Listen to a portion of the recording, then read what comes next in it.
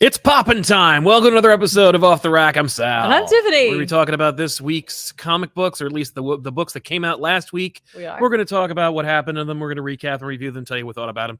And then at the end of the show, we're going to recommend, I should say. We're going to re-examine our lives and why we're doing this in the first place. No, we're going to be talking about books that are coming out this week that we think you should check out. And we're going to add another element to the show, which we're going to try out. It's a pilot program. It's fire. Off the Rack. It's what? Fire? What about it? You can't yell fire in here. No, I'm not yelling. This is a death trap. This place is a box of kindling. We're adding it. You said we're adding another element. I chose fire. Oh, I see. Like, yes, the fire, like earth, wind, water, and fire. I say yes. Mm-hmm. Well, no, we're going to be having a good old-fashioned like conversation about something that's happening in the news in the world of comics. Wow. So we're going to add that element to the show and see if it changes things up. It's coming. Right? Where do you want it? Do you want it in the middle or do you want it at the beginning? I think we should do it at the beginning. All right, let's try it at the beginning. Right now. All right, I'm looking forward to that. That's going to be fun. Yeah, well, that's great because what I want to talk about is something that's near and dear to our hearts. We talk about this sometimes anyway. Like, that's actually an element of the show that I find to be a thing we do already, but I figured, why not?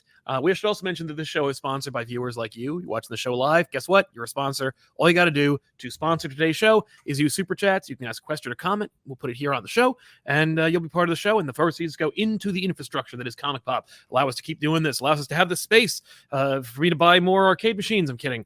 Those are my money. I don't use your money for that, but I guess your money becomes my money, so technically all of it is. But that's not true. You didn't buy all those for yourself. I did not. No, you guys bought me that. Yeah. That's right. But but feel free to use them, and it'll help with the show because, you know, YouTube is a volatile, complicated machine. Crazy place. It's a crazy place, a Wild West. But I should say I was watching a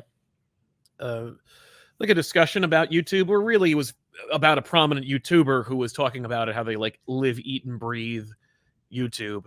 And I really like this job. I really like doing this, and I'm very happy here. And I wouldn't have it any other way. Like, I really like doing this, and I want to keep it. So I'm like guarding it, like you know, fiercely, like a mama bear. You know, just like, man, this is my job. I like it, and it's not just because it's easy, because it's not always easy. No, but it's always fun. I really like this. I've definitely seen you where it's not easy. No, usually it's when I'm watching Spider-Man the Animated Series for DJ Show.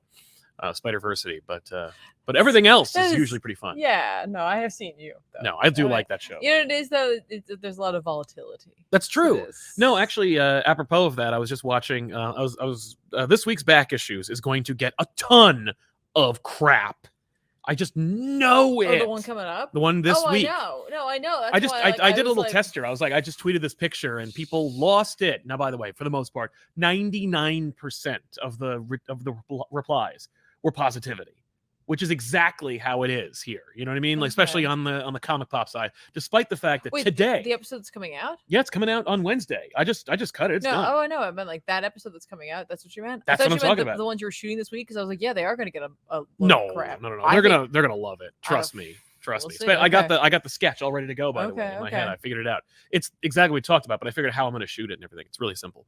But but 99% of the comments were really positive, and I that's a testament to you guys. Right. Like, you are the positivity that we crave and that make this thing so great. Despite the fact that today we got a comment that said Comic Pop is the single worst comics channel on YouTube. Wow. And I found that to be a badge of honor. So thanks a lot, Greg. I hope he sends us an award. Yeah, he can't because he's banned. But like, I appreciate that. That's what a nice.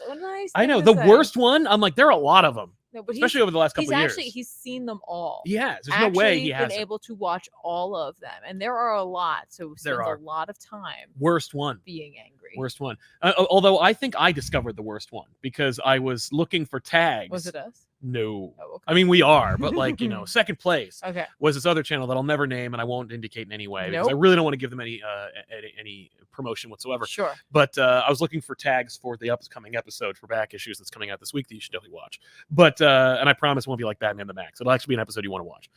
Despite the fact Tiffany was on Batman Max, and it was a fantastic episode. We had a really fantastic conversation about the meanings and deeper. We cracked that book. We figured it out. I think so. So I need to have Sam Keith on the show. Oh, we got to get Sam on the show, and I can be like, "Is this what it is?" Yeah, that's why you invited the Brain Trust on. I did. That's right. That's right. Ben brings the funny, but Ethan and Tiffany bring the brain. Ben is smart. Ben is actually, yes. He's got it all. He's a whole package. But I was looking for tags for this episode, and of course, all the videos were like, "Boo! this book is crap and I didn't read it. But there's one channel that like dedicated their lives to talking about that book issue by issue. Wow. And how much it's awful and how terrible it is, how it ruins everything. And then I like looked at their channel, and I saw like all the thumbnails, and it's just people think that we're the most negative comics channel or one of the most negative channels they've ever seen, because we'll be like, hey man, I really read this thing and I gave it an honest college try, but it wasn't for me and I didn't really care for it. And maybe I use hyperbolic language to describe it, but like it doesn't mean that like I'm the worst person and I think that everything's horrible and I have this hidden agenda. But this guy, whew, it was I'm like, that is, it's just all weaponized, monetized misery and hate and negativity. And what's hilarious is like, you know, all the images are just like so it's this real fun like catch-22. So is this what we're talking about today? It felt like it, but no. What I really want to talk about today is Comixology. Thank you. And how it's crap the bed. Comixology will I'm going to throw this out there before we even start the conversation. I think Comixology will be dead in 2 years. Like I think that it will be removed from like the App Store in 2 years. Okay, well then I'm gonna just enjoy it. I'm gonna download my goddamn books. Here's the problem: like, it just makes my life easier. Like, I like having physical books, but like for my time and my like real job plus my half job with you here, like, I know. No, and here's the worst part, because like I know that obviously we were champions of Comixology when it first came out. Like I'm old enough anyway to remember when Comixology was created. I remember going to their booth, their first booth at New York Comic Con. We have a magnet on our refrigerator at home. That's Comixology's first piece of advertisement. We do? Yeah, we do. It's like, try this, please, for the love of God, Comixology. And we've been to Comixology's headquarters. We have. We were on their ill-fated podcast. And we were there before, and like before the acquisition, and we've been championing it. Even when Amazon, like, because Amazon's owned Comixology for a couple of years now, but when they integrated it into the main website, and Scott Snyder had his whole like rollout with his Comixology originals, he assured us that Comixology had a real dedication to comics. In fact, its integration into Amazon resulted in higher sales because it was now integrated into the Amazon algorithm. Yeah, so if you search for books, more people could see it. More people can accidentally buy a digital comic. Yeah, when they meant to buy a single issue, more likely a trade paperback than ever before. That's right. Yeah, and it is not in any way intuitive, but we still kept the faith, so to speak. I think that like because I want to address that on Front Street. Like we definitely did champion this website. I did, for years. I you know what it is? It's like I use the app. I don't even use the website. Like I use the app. Use the app. Yeah. I was a big supporter of the app. I love the guided view. You still are. You still use it. Well, because like I'm not gonna lie, I'm the person who can't help. I look, I peek. I'm like, ooh. Oh, yeah, like, oh, shiny art. Ooh, what's happening? Like, if I've got like a 2-page spread open, I'm kind of peeking at the right page while I know I need to be reading the left page because I know if something's catching my eye over there with the art. And honestly, the guided view helps to keep the surprise for me. Like, it helps to keep me surprised, especially in a lot of the books that I read, which are kind of horror based, and you need that lead up. You know what I mean? Like, if it's not on a page turn, you can't help it. Like, when you open it up, you look, you see it all. Your brain is just wired to take it all in, especially if like you're more art driven. Yes. Oh, I remember vividly reading the Snyder Capullo Batman run. Yeah. And being rewarded, except for the awesome like turn the page like aspect, which you really needed when you were in physical. Yeah. But everything else about it, like I had so many surprises that would never have been surprises because of the guided view. It's funny because it's like we have had entirely different conversations based on one of us reading a physical version of it versus one of us reading a digital version of it, where it's like, oh my gosh, like they really kept the suspense, and the other person's like, really? Like, how do they do that? Yeah, and I'm like, oh, because I was, guided was controlling that, and I was, I don't know, like I really enjoy it, and I even still do enjoy the reading experience. Yes. I don't enjoy the buying experience now. No, it's but I love the reading experience still, and I honestly love having like a lot of my library at my fingertip. Yes, like I always have a couple of books that I've been meaning to read downloaded on my app. And so like if I'm anywhere, if I'm like waiting for a meeting, if I'm waiting for like an appointment somewhere or something, I can pull it up and I can start reading. Yeah. Just like I always have a couple of shows downloaded on Netflix. Naturally. Just in case. Like, no, yeah. And I it's got a couple Cowboy Bebop episodes and I'm like, no, I'm gonna right. watch And this. it's exactly it's the future of comic books in a way that like they talked about, but we never actually imagined would come, where it's like, I have comics at my fingertips. I can read anything at any time, and I have a similar, if not like identical experience with the book. Mhm. And the money's going to the publisher theoretically, and everybody's working out, everybody's Mhm. making out on this deal. Yeah. And Amazon clearly doesn't have any regard for it. And one of the big things was Amazon needed to lay off 18,000 people, and apparently the layoffs really gutted Comixology. And that's the thing for me that says it's the end of this company. Right. The first thing was the integration of the website and the Sure. horrible lack of care that took place. The nebulous, are my books mine anymore? Where are they? You got to jump through a couple of hoops in order to get it. It wasn't intuitive, it wasn't direct like the original app and website had been. Mhm. So, the hell. But then, after all that dust settled, we finally arrived on the Comixology app and integration with Amazon. And while the app itself still had guided view or something thereof, I think it's the Kindle whatever. I think they still, well, whatever. Well, they didn't use the functions exactly. It functioned exactly like it, but not on the desktop Right. version. And then only a few weeks before the firings, there had been open discussions about the idea that like guided view was making a comeback. They were going to reintegrate trademark and copyright Hang on. guided view. I'm gonna do two things.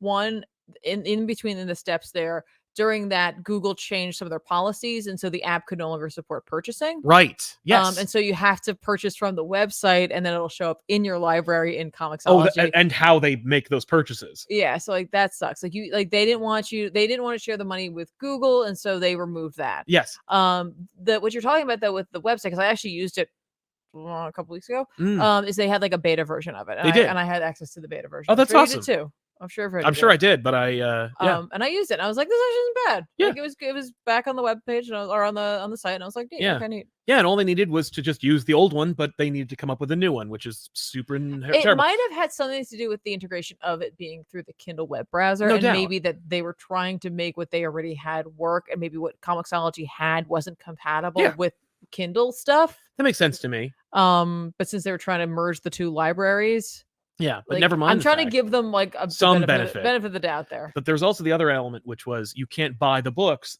if you have any Amazon points. It automatically rerouted to the points and deducted the points. Such a specific to me, right? problem. But that sucks. That's like, horrible. That's a very specific to us. But why don't you give me an option? That would be like if I go into a comic book store and they're like, "Oh, you can't pay cash. You can only use a card." Well, some of them do. Most of them do the other way around. Exactly. No, that's why I picked that one, because it's actually more it's more baffling. Sure. But all of those things, like it's like if one of those things were the case, I would say, oh, well then Amazon's just a giant megalo corporation that doesn't give a crap about the app. That's all that there is. But all those things, if you write all the things down of how Comixology had been effed by Amazon over the last couple of years, I would say, oh, Amazon is trying to destroy Comixology. Like I would say I would give more credence to the concept that Comixology is deliberately and effectively being dismantled, but in like a less efficient manner than if they were to just dismantle the damn thing. Yeah. And it paves the road for something even worse than just you can't buy your digital comics from one of the largest corporations in the world. It's this. But I will bring that up after you've made all your points about. I'm good. Okay, that is the further fragmentation and compartmentalization of your media. The fact that like we've been saying this for years. The comic book industry is so small and insular that you need camaraderie and collaboration to keep it alive. The reality is, if Batman is suddenly canceled, Marvel closes.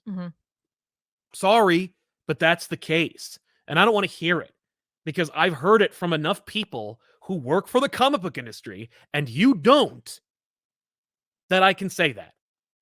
Batman sells to the point where he is Atlas. for the comic book industry.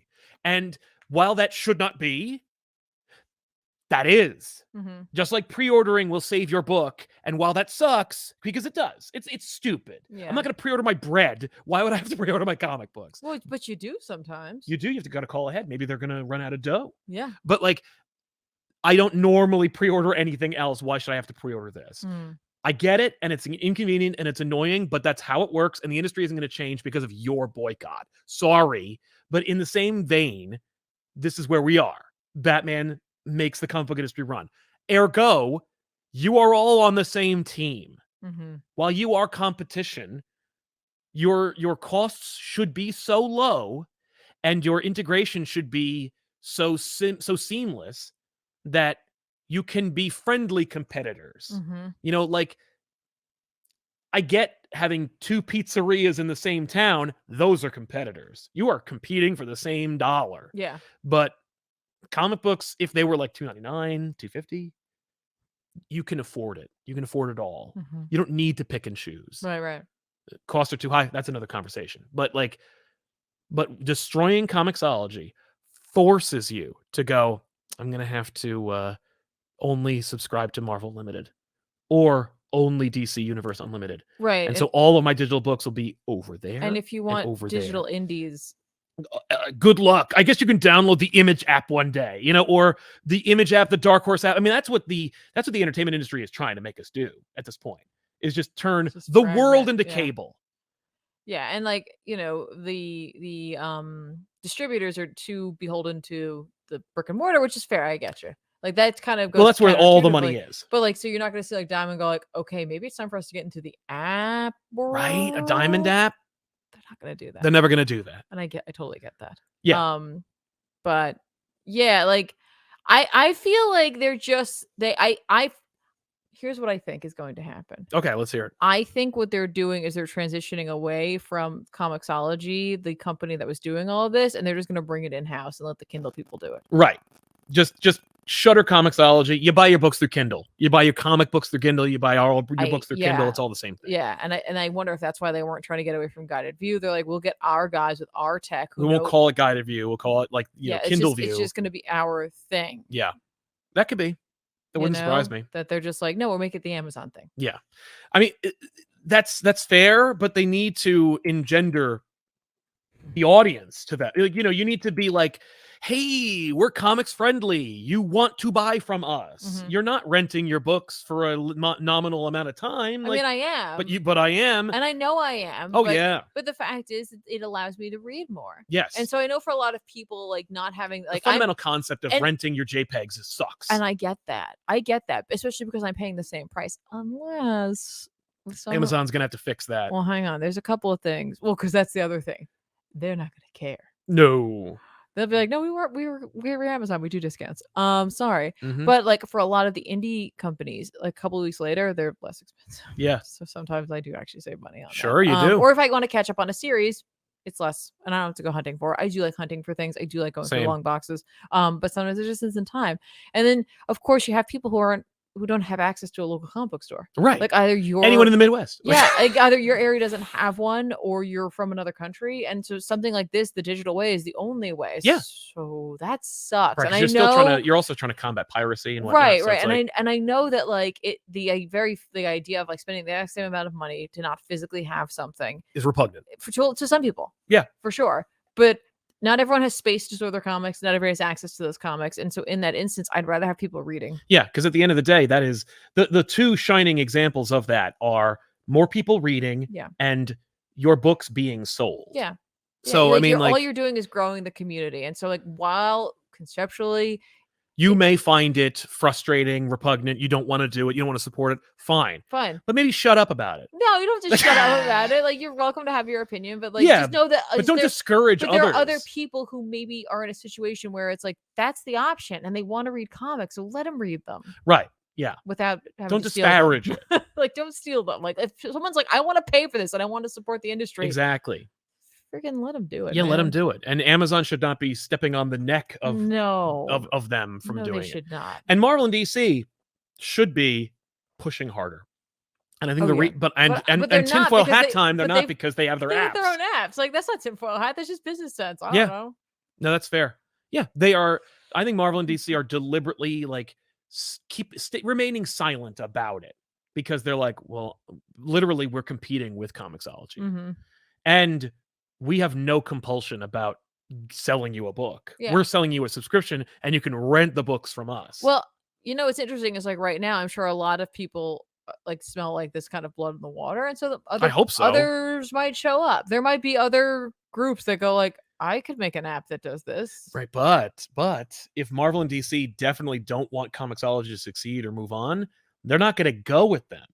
You know, so you're gonna have like a Comics Fix situation where it's like, wow, we're a direct competitor to Comixology. Nobody remembers this because it was like 10 years ago, but like Yes. there was another group, and they had, I think, Dynamite, Valiant, you know, and whoever else was around back then, maybe Dark Horse, Mhm. but not Marvel, DC, or even Image. And so it was like, oh well, why would I ever pay for this? It depends. I mean, independent group readers, sure, but you know, Yeah, but there's been such shakeups, lately in terms of, like, comic buying just in general, and while Yeah. I know that the digital landscape isn't their big moneymaker, so for DC and Marvel, they're like, "Who cares?" right. They might be so like, "Who cares? Yeah, sure, we'll license it to you too, whatever." Yeah, I mean, yeah, Marvel and DC, thankfully, because their upper management are either asleep at the wheel or non-existent, it could just get greenlit anyway. Yeah, they'd be like, "Whatever." All they have to do is be friends with one of them.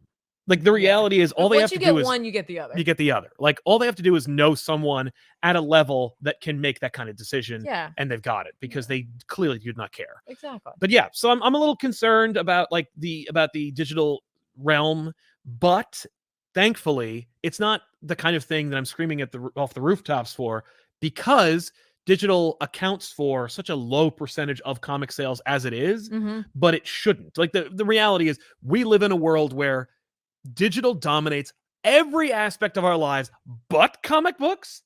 Someone screwed up. And it could be the nature of the collection market and the format itself, but like, Playboy don't publish magazines no more. You know what I mean? Like, Playboy was a massive empire. Mhm. You know what I mean? Mhm. It wasn't just about naked people.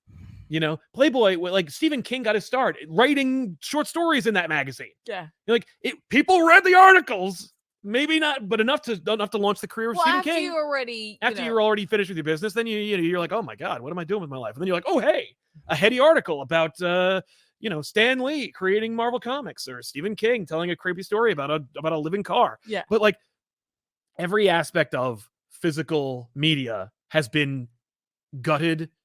I might even say, crap, I lost the word. It's fine. It's the word, the word where you castrated. That's it. Like, I would have really loved to have seen you finish that acting out process, but Yeah. I'm glad we didn't. I think I did, but like, it's but by digital, except for comic books. Yeah. And it's, I think, because, on one hand, comic books account for only $1 billion in sales across the entire industry, which is Mhm. not enough for anybody to really notice or care. And the collector's market is Mhm. such a like significant thing, Yeah. aspect of comic books as a concept, Yeah. that it staves off digital's control. That's true. Well, just like, is the book publishing industry as like explosive as it was before like digital showed up? No. Probably not. I don't know. I don't have numbers on that. I mean, But it comics are didn't- doing fine. But it didn't go away. Like, people Right. still print books, Yeah. No, and people still want to purchase a physical book. Yes, and in fact, bookstores, like, they were only destroyed by cutthroat, non-sustainable business practices. Sure. Like, Amazon only became the number one book supplier by selling books at a loss.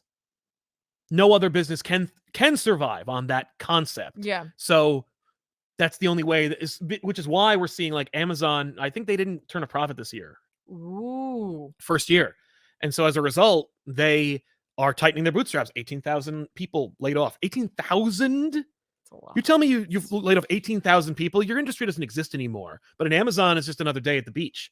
But if Amazon is tightening their bootstraps and you're watching more bookstores return, you're seeing like specialty bookshops. I mean, obviously, like the smaller bookshop never really went away, but like, you're seeing Affinity for Borders, which are obviously Borders, Barnes & Noble. They're still corporate companies, but like, I'm seeing them not return, but like, they're not dying. Like, we have a Books A Million at our mall. the mall itself is dead, Oh, but like yeah, the Books A Million is doing fine. I guess. I've checked. Okay. They're still selling. Well. They are operating as business as usual. Okay. And I think it's because they're like, well, I mean, you know, Amazon's tightening their practices and keeping it from going like, oh, your book is $9.95, our book's $1.99. You know, like, oh, well, then I can't compete with that. I will go out of business if I compete with that. My book's $9.99 now. I can't, you know, I don't want to compete with you anymore. I've already destroyed you.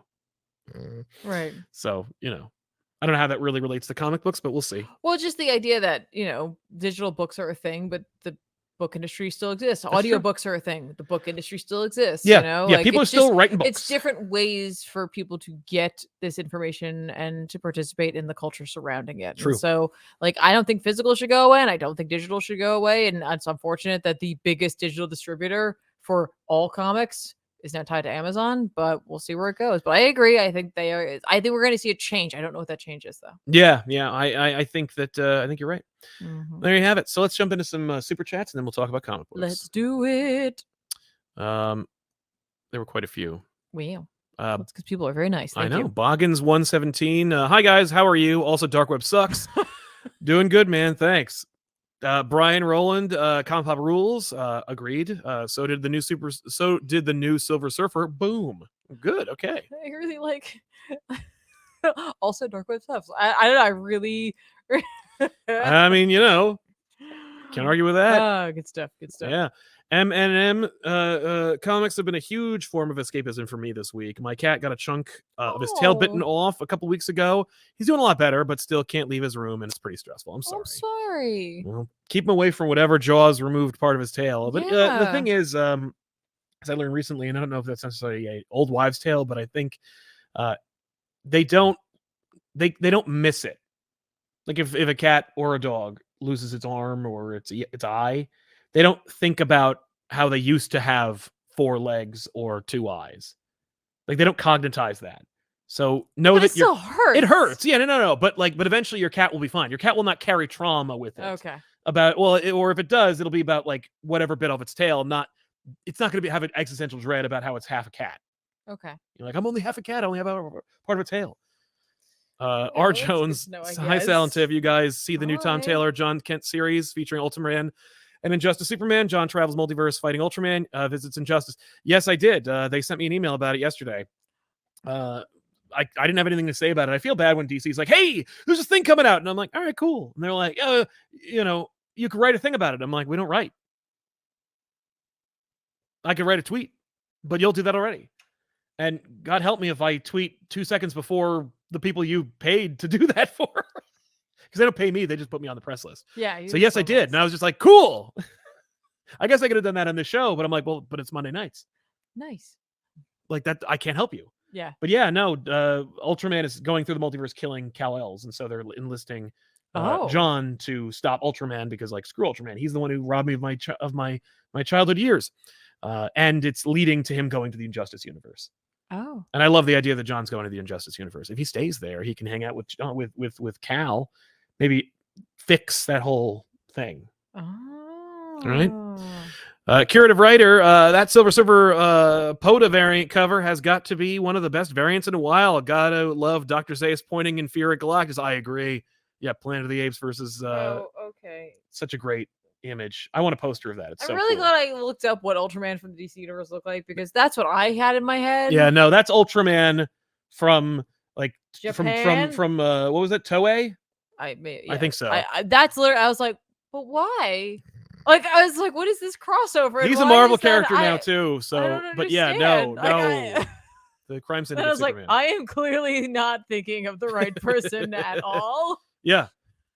The Fodder Box Kid. Hey guys, hope all is great today. I went to my local comic store and found the Jeff Loeb and Tim Sale Marvel Color Series Omnibus, one of the quickest purchases ever. Nice. Good find. That's a great series. Denial, ladies and gentlemen, Dark Web, an event where the sides are tastier than the main meal. You're welcome. What the hell is editorial's plan? Some people describe that as Thanksgiving. Yeah, that's true. Except for my turkey. Yeah, no, not your turkey. Philip Croy can't stay because it's late, but here, take my money. Thanks, Phil. Thank you. Dante Cook, Tiffany, are you ready for the hardcover possible statues and merchandise for Supergirl Woman of Tomorrow? Dude, Fingers crossed for a sequel book with the same team. Yes. No sequel. No, I don't want a sequel. I do not want a sequel. I'm going to say that right now. We don't always need a sequel. But we can get like an oversized hardcover. We can get an oversized hardcover. Or an absolute edition. Yeah, I'll take any of that. Any of that. I don't need a sequel. He's done telling the story. That's like sometimes some books, yeah, there's a sequel there. Or the writer was like, I do have something in mind. Yeah. Right. But it's like when the story is done, and sometimes stories are just done and it's okay. It's okay to let them go. Yeah. Like you think to yourself, I do want more, but then you get the more and you're like, oh no, it's Godfather 3. It's not quite as good as the thing I have. Exactly. And then at that point, now it's a little tainted. Mm-hmm. Because even though you go like, well, I just won't think about it. You always do. You can't help it. And the rest of the world around you will think about it. Yes. So no sequels. And what if they like it more? Yeah, no, this is perfect the Look way at it you, is. Star Wars. Jose Rivera, Comixology was great until Amazon changed the site. Yeah, they did change the site, and it sucks. Ray Farr, ComicPop Woo, hope you guys are okay. Loved last week's back issue. Sal got me into the Max, and comparing Keith to Eeyore always makes me laugh. Me too, man. Thank you. Someone said I'll take just being able to find a copy of the trade in general. Yeah. I have to. Ray Farr, are there ads in digital comics or Comixology? No. No, there aren't. It's great. No, I guess that's what I'm paying for. Yeah. That's that you're paying for the ad. I literally I do not see an ad. So like Sal will be like, oh, did you see this ad and whatever? And I'm like, what? Yeah. No. Oh, no. I just read the book. Exactly. Brady White, how are you doing? Good, man. How about you? Good, thank you. I'm a big fan of Marvel Unlimited and DC Universe Infinite. Been a great way to catch up and read back issues for a few years now. Exactly. No, it's providing a fantastic service. I just wish it didn't have to be compartmentalized. And they have sales, and like the sales, like if you can get like if you like reading digital and you want to like catch up on like some older trades or whatever, sometimes they got some insane sales. And if you don't want to read it right now, you just throw it in your library. Yeah, and it's just ready to go. Exactly. Oscar Binbo, new viewer here. That's true. I did not recognize your name. Welcome. Your channel has been extravagantly insightful and helpful in conceptualizing the huge array of comics. Just been reading Zdarsky's Daredevil and Tom Taylor's Nightwing. Thanks a ton. Thank you. Nice. Very Oscar, good taste. welcome to the channel, man. Thanks for watching. And yes, those are good books.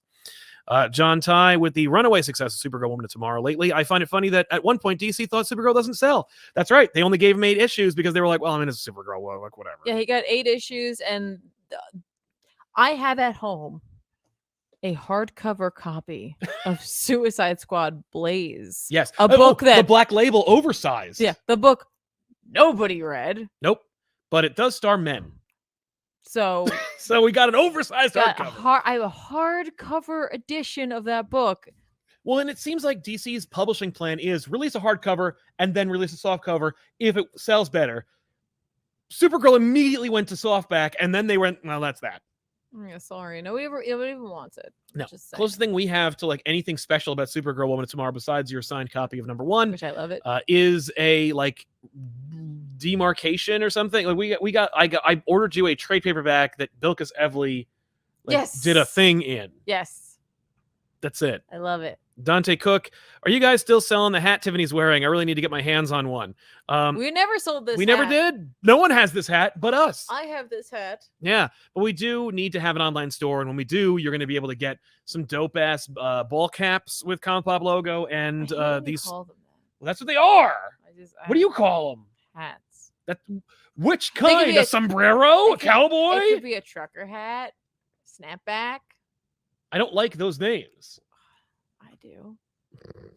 Snapback. That's what it is. Well, you can get this beanie, which I do love. We need to order more of these because we ordered 4, I think. Well, I'm wearing one of them. Yeah, I need to order more. Mine. I'm gonna order more of those. You're gonna order more of these? The winter's almost over. Steampunk, you mean Ultraman from Thank you! Subayara Productions? It's literally what my brain was thinking of. I'm glad I'm not the only person who was there who was like, why would Ultraman? I don't understand. MMM says, whatever Peter Parker did, it can't be too bad because it seems like everyone in the universe has already forgiven him. Only people who didn't read Amazing Spider-Man, and that's everybody. Lee Allen, just popping in. Do you guys remember how during Hoxpox the Krakoa situation felt creepy and culty, like it had come to a head? Is that gone?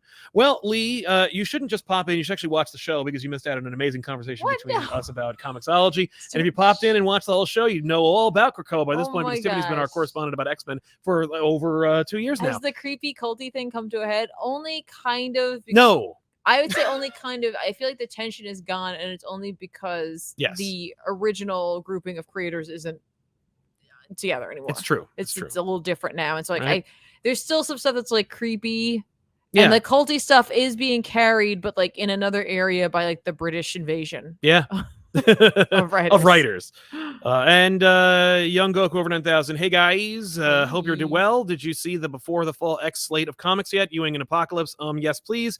I will say nothing more. Yes, we did. Yes, we talked about that last week. We did, and I said how I totally could see Apocalypse being back and that they were going to definitely use him, but I also was just like, just wait, just let it settle, like it's okay. They're like, never let that like shoe just be dangling, because this thing, that's the shoe. It's like this shoe. You're just waiting for you to slam the sword of Damocles. Okay, fine, it's better than a shoe, I guess. You and your swords. I read Avengers 65 from Jason Aaron and Javier Garron and David Curiel. I was just like popping in because I literally don't have any other books except for the one. So I was like, let me read this and see if I'm missing anything. With Avengers, I am not. This one reveals who Avengers Prime is. If you're reading Avengers, you know what that means. It is the person everyone literally thought it was going to be. And it is just a big old ugly mess of characters that you couldn't care less about, like smashing into each other. Not to editorialize too much. Ultimately, this is the big reveal that explains like how the character who is revealed to be Avengers Prime became Avengers Prime or Avenger Prime, and went on their journey to forming the Avengers Forever and, turning over a new leaf and becoming who they are, and, how it all coalesces. So it's really just more of a filler issue that explains who that character is, which of course you probably guessed who that character was when you first read this book. So only a couple more issues and Jason Aaron is done writing Avengers, and God help us. All right, so we said the big blue shoe. Yeah. Just the big blue Apocalypse shoe. Yeah, just And to answer someone else's question in the chat, yes, Apocalypse has been gone since Ten of Swords. Yes. They've been pretty good about it. I was like, wow. Right? I was like, just hold out, guys. Yeah. So what did you read? Yeah, let me go over some stuff since I forgot that this was a lighter week for you. It's true. Like, it's a very light week for me. I'll go for it here. I'm just going to say really quickly, I read Demon Days. Yes. Because I like this book a lot, even if it's a little confusing at times, and I think it's going to read really well as a trade. This is Demon Wars. Demon Wars. Sorry. Well, it's the Demon. I think it's like the Demon Days universe because it started. Demon Wars. You're right. I just. That's the name that's in my brain. Yeah. And it's alliterative. I just wanted to say it before someone else did. Well, they're all coming at me. It's already in there. I don't know. No. It never is. This is written by Peach Momoko with art by Peach Momoko. It's the Peach Momoko show. She's great. Demon Wars, continuing from the Demon Days story. This is Into the Spirit World, part 3, but you're gonna see it as Demon Wars Down in Flames. Number 1. Yeah, they're all number 1s, but they're all connected stories, making this a literal nightmare for anyone who just wants to go into the comic book store and figure this out. You got to open them up and just see what part of the story it is. But trust me, does it say inside? Like, yeah, it says like Into the Spirit World Part 3. Okay, it says it. It says it in there, but you got to open it up and find it. This is the kind of book people are going to wait for the trade. They're just like, let me get volume 4. Trade, this is going to be great because it's also going to help to remind you like character names and stuff like that, because everybody's name is totally different, right? Well, yes, a lot of them have like similar attributes, like allegories to the Marvel universe. Not everyone's a 1-for-1, and so like, yeah. Anyway, it's still great though. I really enjoy it. I've been on the ride since the beginning. A lot of it for me is like Momoko's incredible ability to tell a story not only with her art but also just the general story that she wants to tell, to take the Marvel universe and to make it sort of like converted into this like Japanese mythology, like old style storytelling,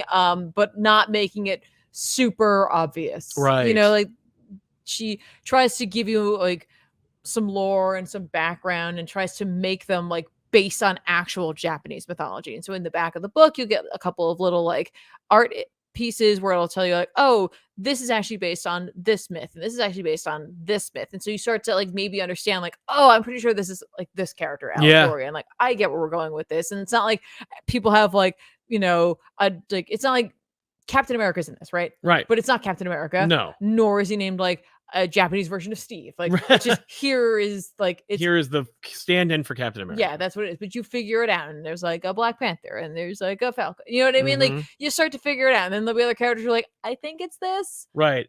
but you're just along but for she's the also ride. just going for it. So She's it's just going something for else. it. And the art is, if you like her covers, you're gonna like this art. You know, it's fluid, it's fun. It has like, you know, a Nausicaa sort of like Ghibli feel to it at times. There's something soft and painterly about it, obviously because she does paint it. But it's not like kiddie feeling. You Right. know, it's not like, oh, this is like child like illustrations for a children's book. Like, nope, it has its own distinct style. It's distinctly hers. And she has like a lot of little quiet, beautiful panels where she'll paint faces without there being a face and like structure, and I love it. Like, it's just some of my favorite stuff. I love looking at her work. She's a delightful person. I got to meet her in person in New York, Comic-Con, and you know, she's just so sweet, and I do like everything that she's been putting out for this series so far. And like I said, though, if at this point you haven't been picking it up, just get the trades. Right. Like, just don't try to go back and find this. Yeah. Just get the trades, unless you want those dope covers. Right. Which you should. That's up to you. Yeah. Additionally, I also read, what else did I read? I read X-Force this week. Because, you know, Beast, man, right, and what he doing now. My understanding is more of it's happening in Wolverine. But Beast is still doing things in here, and like we get a couple of moments in which Deadpool gets to question some things about Krakoa. No, him. Oh, it was written by Ben Percy with art by Robert Gill. Don't forget, in the last issue, Beast revealed that they like took an egg, yes, and they put it on the black market in order to like track it, to like find out where Xeno is, and yeah, like who like the peacock masked man is. Like, what is it? Yeah, like what's happening? We'll figure it out. And then it turns out they totally were able to use. They found the trackers. They were able to use the egg, and Beast is just wrong. Just wrong. Sorry. Genius. So he and Sage are trying to track it, and then the tracker gets turned off, and like, oh no, what's gonna happen? Deadpool is there, and at one point, like, Deadpool is just Deadpool in this book. I kind of like Percy's voice for him. It is very, again, it is the tone of Deadpool that we've been seeing since the Ryan Reynolds movie came out, and probably a little before that. Like, I don't think Ryan Reynolds was like the architect of this Deadpool. type of Deadpool, but since that, I think it's been nothing but that. Yeah. So, you know, if that's not the Deadpool you're looking for, then he might drive you crazy in this, but he's not the main feature of the book, so it's fine. But while they're working, Deadpool keeps annoying them, and inevitably like Beast grabs him, and then Deadpool says, like, people say you used to be friendly and bouncy. Is that true? And I'm like, good point. It is true. It was true. It was. He used to be nice and fun. But then we get the entire backstory for the head of Xeno and what he's got going on. That like he like, why does he wear this mask? What's going? Why do you think he wears the mask? It's for one of two reasons. Oh, for a fun dramatic reveal, or because he's scarred. Ah, there you go. It's because he's horribly scarred. Oh no. But there is kind of a like fun reveal for people, like for folks who were reading X-Men, like when Claremont was writing X-Men. Because he's essentially a clone of another character called the Gengineer. Okay. Or Gengineer. I know that name. You know, old X-Men character, kind of during Genosha, stuff like that. Had kids, was trying to like turn mutants into mutates, the whole thing, right? Yeah. But like he apparently cloned himself, made a whole bunch of kids, and was like messing with them, and one of them was this guy, and he ended up getting scarred in like a lab accident, and it threw him over the edge, and he was like, he wanted to kill him, but never got the chance. He died. This actually happened. Like, he died in books. And so like what he's like, what I'm gonna do is, it's not that I hate the X-Men at all. I actually don't care. I just wanted to like make the perfect Omega Man and like beat this guy. Okay. I'm like, oh, okay, cool. He's got one of the kids who they stole, and you know, that kid has telepathy. And so like that's a problem too. Additionally, so Domino, remember when Domino was taken? Yes. And had all kinds of horrific things. There was an issue, some issues back, in which she was dying, and she was there with Colossus, and she told Colossus, I want to remember everything. Yes. And Colossus was like, got it, because Colossus is obviously not himself. Yeah. Right?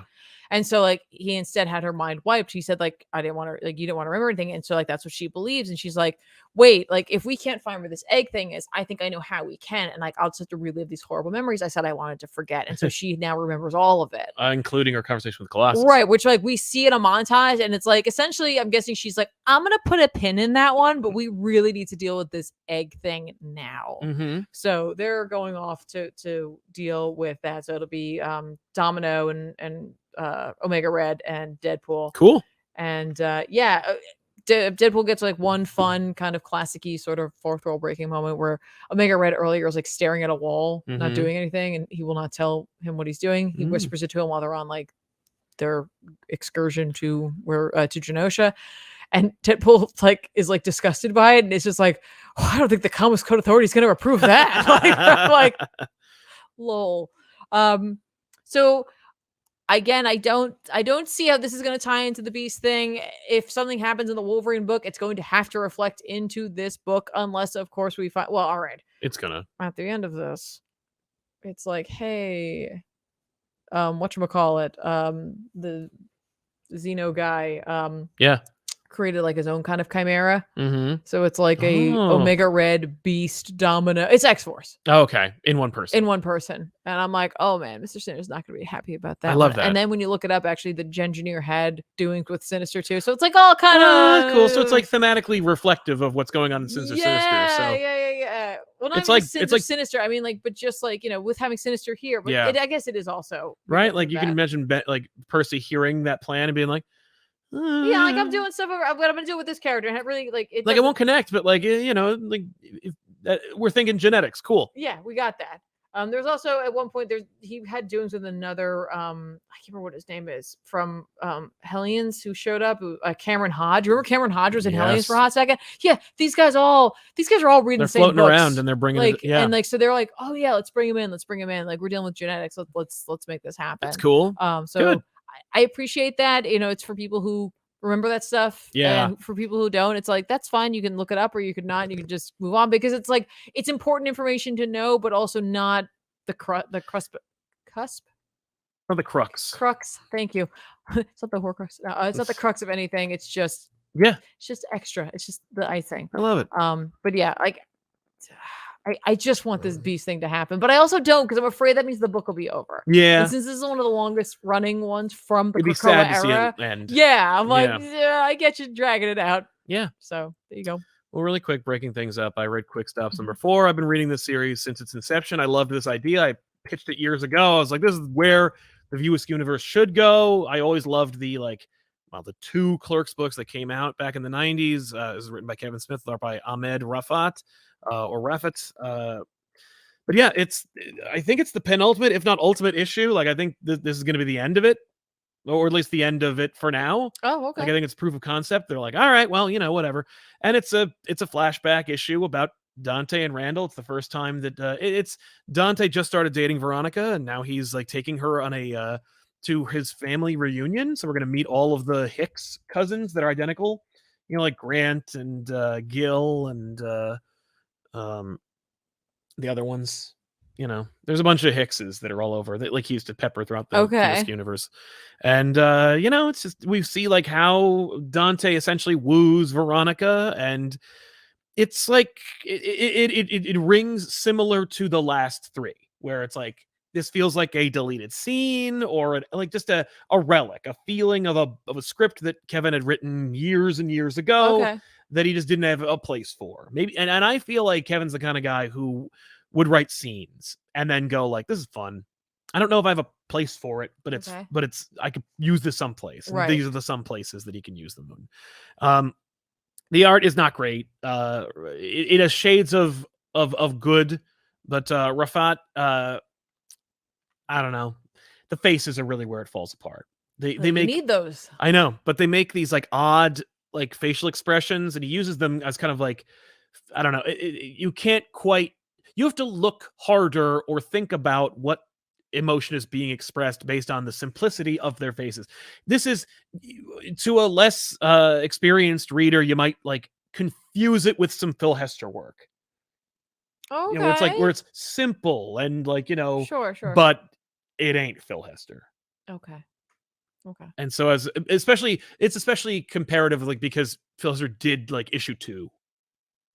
or 3. Oh, Like, oh. but you know, it doesn't take away from the reading experience. It's just not, you know, it's not quite up to par, but it's not amateur hour. It's an aesthetic choice, Okay. and it's one I didn't really agree with, but it didn't affect my reading too badly. Right. Okay. Yeah. What else you got, Tiffany? Oh, That was the other book I read let's besides talk the about main one. Moon Knight. Moon Knight 20. Moon Knight number 20 came out. It's written by Jed McKay with art by, I believe, Alessandro Capuccio. Yep. As usual, I'm not anywhere near the credits page in my. No. It says it on the top of the. Oh, excellent! Yay for me.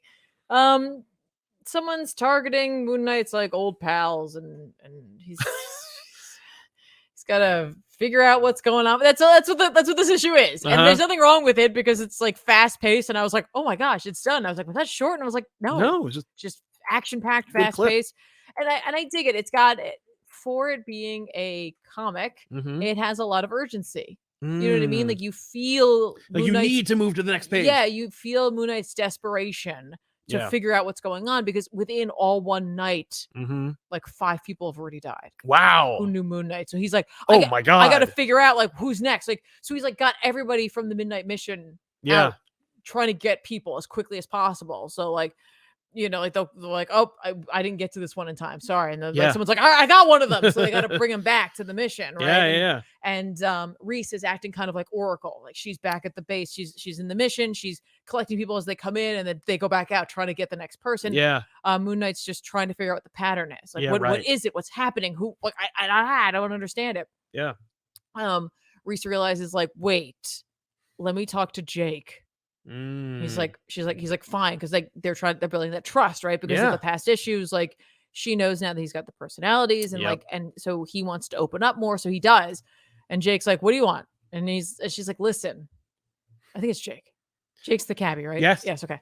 I was like, don't question yourself, you know. So she's been doing this enough. She's like, you're a cabbie. You figure out look at the fares. The route. Look at the route that they like. He's like, all right, so they go over like the deaths, and like one guy was blown up. He's like, that person didn't have to be on the route because that they didn't have to be there to make that happen. Right. Like that was clearly planted, and so they were able to figure it out. So then they're like, all right, we got that person out of here. So Moon Knight gets to the next one. And he finds it's another 2 killers or another 2 characters, which I was like, we just did 2 again, but it doesn't really matter because really they're just there to be creepy and to be like, we're the voice of the ghost from beyond the grave. Like you figure that stuff out, right? Is it a million insane ghosts? No, just 2. Okay. It's just the 2. Okay. It's just the one. It's just the 2 people, but it's just the one voice. Actually. Oh, okay. But you know, obviously we're not really dealing with it just yet. But don't forget, like Moon Knight just found like if he dies again, he may not come back. Because of Khonshu. Right? But that doesn't really come up in this one. It's just, you know, hey, we got to figure out what's up. And then as a twist, the X-Men can bring him back. Well, that was the thing. One of the people on the list is a mutant, and nobody went, well, then we don't have to worry about that. Right. Because if they die, they'll just resurrect them. I mean, at some point, it won't be right away. You know, it'd be a fun, I just pitched this Moon Knight X-Men crossover. Yeah, don't do that. They're gonna undo it by the time we get it. Oh, okay. Where they resurrect, they put his personalities each in an egg. What? And all of them? Yeah, so we got Jake, Moon Knights. Jake, Mark, Steve. Yeah. They each get a body. There you go. And now they're Moon Knights. Yeah. Moon Knights of the Round Table. That's your book. Oh, I like that. Moon Knights of the Moon Table? No, because it's round like the moon. Yeah, well, it's the crescent table. Yeah, I'm like, no, wait, we're getting there. Yeah. But yeah, so the books, this one's really action packed, and we're leading to something else. It's clearly we're like, okay, where we're going next. What I want to say though is like Capuccio's art is always great. Yes. This issue slapped for some reason. Like I was just. He's not doing much else other than like just getting better. But there's just like, because it's an action issue, like it just looks great. It gets popping off. I know I don't use that term, but I'm using it anyway. And shout out to Rachel Rosenberg. Legit, like some of the colors in this. It's always this sequence. I was floored. It's great. By that book. Every month or every other month or every 2 weeks or however long this book comes out. the book is always this color where it's like it's dark, but the colors bring out the light and the color extra glowy. There's just something they were doing. His art is like just really gotten to a great place. I liked it really to hit begin their with. stride. Yes, because I was gonna say like early on I liked it, but it was like it's just some stuff missing. We've gotten past there's some stuff missing. Yeah. Like it's there. But the colors, like we don't talk about that usually. Not unless they're really a standout. And this is like just perfection. Absolutely loved it. There's also a backup in this issue. I don't remember who wrote this at all. My brain says Lore. Oh, the backup? The backup. Yeah, that would be Danny Lore. Danny Lore with art by Ray Antonio Height. It's called Moon Debt. The story is Moon Knight calls on Blade to ask him a favor, and then Blade remembers back to the 70s when he was in his red outfit. Oh, okay. And ran into a different Moon Knight who he then owed a favor to. The other Moon Knight wouldn't accept it for themselves, but Blade convinces them to let it. Like she's like, give it to Khonshu. Yeah. And he's like, I'm gonna give it to the Fist. And so when Moon Knight comes, he's like, well, that was really easy. You just said yes. He's like, well, I've been waiting to pay this one back for a while. Oh, okay. And the way to what he's gonna do is he's like, Reese needs help being a vampire. Okay. Like responsibly help her with that. And I'm like, that's cool. Here's my biggest question. We're just done with Blade being British? Yeah. Okay. Because I read this and I was like, you're not ready. I tried really hard to put that into there, People don't remember that he is British. I guess and that's what it editors, is. so. But I guess for like, I mean, maybe they. They're just like, don't confuse them. Because there was a lot of like 70s like era like jargon being thrown around there, but I didn't really piece it think of it as like English versions of it, because like just because we have like jargon here doesn't mean it translates to in other English speaking countries. They've got their own stuff that they're throwing around, right? Yeah. I was like, especially in the 70s. Yeah. He's right. No, I know. So I guess we're done with that. And so I should stop trying to read him as British, but I definitely tried to read him as British. Unless he's in Captain Britain and the MI13, he's Wesley Snipes. Right. So, yeah. Yeah. Yeah. But he did I think it would also I was like, he looks like old school Blade. Right. Who was definitely British. Mm-hmm. That's fun. Right? Isn't that fun? Yeah. His green shades. Yeah. So, it was a fun backup. And, it's fun to see Blade in the 70s. But like I said, I tried to read him as British. It does not work out as well as all that. Yeah, that's fair. I've got one more, but if you want to read super chats, let's do those really quick just to allow us to continue. Here we go. Yeah. Cat Lawyer will defend for treats. Can I just point out how many times Tiffany's picked a random book and it becomes a hot property? I'm so happy with the attention Supergirl and Elseworld got. Yeah, let me tell you something, man. That ain't she ain't picking them by accident. Like she picks books and then she sticks with them because they're high quality. Thank you. I've learned long ago to pre-order books that she's like, I want to try that one out. And I'm like, okay, here's a physical copy. Citizen JP. Oh my God, ComicPop cowboy hats, please. Yeah. What would it look like? It would just be it would be a 10-gallon hat with what, our logo on it? That's nobody. Not. And by the way, ComicPop belt buckles. It's not every book. Some book I read some crap too. Oh, that's true. Yeah. No, but when you're talking about it, I'm like, okay. Lee Allen. Hey, I'm a regular viewer. Love you, folk. Thanks a lot. Thank you so much. Thanks, Lee. Daniel Hospitales. ComicPop, woo, do you guys think this reboot will finally fix the DCU disconnectivity or disconnectivity? Also, I need that torque or that toque. I don't know. But the discontinuity? Yeah. Or by the toque. I don't know what that means. Well, I figure with the discontinuity, because they'll be doing the Elseworlds thing, it kind of does and it doesn't. Yeah. I think it's going to be confusing for folk for a little bit. Mm-hmm. Those of us who are, used plugged to in this type of thing, yeah. who are used to the idea of Elseworlds. Now, I do wonder though if he isn't. I believe it's a hat. Okay, 99% sure it was. Yeah, I have a feeling. And then I double checked. I was like, no, it's a hat. Yeah, I know words. Yeah. Oh, I should just trust myself. But I have a feeling that since Marvel movies started bringing in the idea of the multiverse, it's going to be a little bit easier now to convey that to other people. And so I think Gunn was smart to be like, in the pop culture, there is now a language associated with this. There are references and tethers for people who, have seen some of these movies, who are the people who are going to be seeing them. The people who haven't seen Spider-Man or the Doctor Strange movie or Everything Everywhere All at Once, Mm-hmm. you know what? They're probably not going to see the DC movies. Don't have to worry about them. Exactly. But the people who are interested in those and maybe aren't reading comic books all the time, at least you can be like, it's kind of like this. And they're like, oh, okay. Yeah, it's over there. It's not part of it. I get that. Like, yeah, it's easy to explain. Taylor Guerin, I recently read Hoxpox and started Docs. I saw the Peacock tattoo guy was only revealed last week. Did it really take 4 years for that reveal? Yeah. Which I gotta listen, I think that's great. Yeah. I think for some folk it's like, why did you take that long? Yeah, but to be fair, X Factor has gone on a bunch of different tangents. Yeah. We're like getting back around to them. Exactly. Because X Factor being who they are as a team, it makes sense that they wouldn't be hyper focused on one situation. They've got to react to a bunch of different situations. Totally. Denial. Well, it's official. Ben has become to me what the Red Ghost is to Tiffany, what Rogozar is to Sal, and what Dragons are to Ethan. Much to Marvel's sincere efforts. For 5 seconds, I was like, our Ben? Yeah. What did he do? I know, he's the worst. Shreyanj Raj Sharma says Tiffany can breathe easy because no Lobo announcement for the DC universe yet. Tiffany doesn't hate Lobo nearly as much as Ethan does. No, I'm not.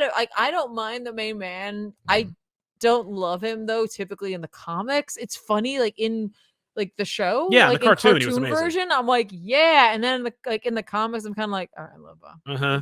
Yeah. Stop. Please don't. No. Brooke the Book. Hey, Tiffany and Sal. Don't have a lot to Hi. say, except I hope you have a great evening and you guys are the best. Thank you very much, Brooke. Well, That's really nice. you. Thanks for the distraction from homework. You get back to you work. get back to it. You tell your teacher that homework is child abuse. What? No. Don't really do that, but homework is bad. B Black. Did Tiffany already give her thoughts on the DC announcement? Not really, not publicly. I did on my Twitch channel. That's true. So you should be watching twitch.tv. What are my thoughts here? I'll do it really quickly. Here are my really quick Let's hear them, yeah. I like a lot of things. I'm very excited for a lot of them. I think that's a reason why most people aren't excited for them, because for some reason the things that I'm the most excited about are often not super popular. And that's not like I'm like, I just mean that's just kind of how I seems to roll sometimes. But I couldn't be more thrilled about the idea of Supergirl Woman of Tomorrow being a movie. The fact that Tom King seems to be involved with it. I hope Bilkis gets to be there on set as well to see some of her creations come to light. They're not, unless they do animated, they're not going to be able to replicate that style, but action. They can replicate it maybe in color palette. They could make it all happen. And then they could have Matt Lopes be there too, since he's the one who colored it and brought that to life. Yeah. I'm very excited for Swamp Thing to get a second chance. I liked the HBO show that they did. Yeah. For DC Universe? The DC Universe show, that they did. For that one season up until the last few episodes when they were clearly like, oh no, we ran out of money. So I'm really glad for him to be getting a chance on the big screen, get him known by others. There's so much to pull from. Big thing for me was that Gunn said horror in there. So I was like, okay, cool. We're all on the same page. Well, and you know who's making it apparent? No, is that one? I think, yes, I've heard James that. Mangold? Yeah. Yeah. I heard that. Fine. Yeah, that's fine. Absolutely fine. Also Jon Stewart. Yeah. Just the fact that Jon Stewart was mentioned was huge for me. Jon Stewart's my Green Lantern. He's like the first one I was ever introduced to. As I said on my Twitch stream, that like later on when I would learn that there were other Green Lanterns, I basically was like, who is this white man? Hal Jordan shows up, like, who are you? Why is everybody think you such a big deal? Yeah, you're not what? No, you're not Green Lantern. Get out. Yeah. So I'm super jazzed about that. And I think the casting for his role is really important to me. Yes. And I don't know if I'm like trying to figure out, I'm like, are they gonna do buddy cop? It's like, John gonna be the new kid on the block. I don't necessarily want that, but I do want him to be around longer, because typically the older character will end up dying off then. Yeah. But it's gotta be the right actor. It's gotta be the right fit for this, because John there's a lot to him. Yeah. You can take that character a lot of different ways. I don't know. Stuff I'm not super excited for.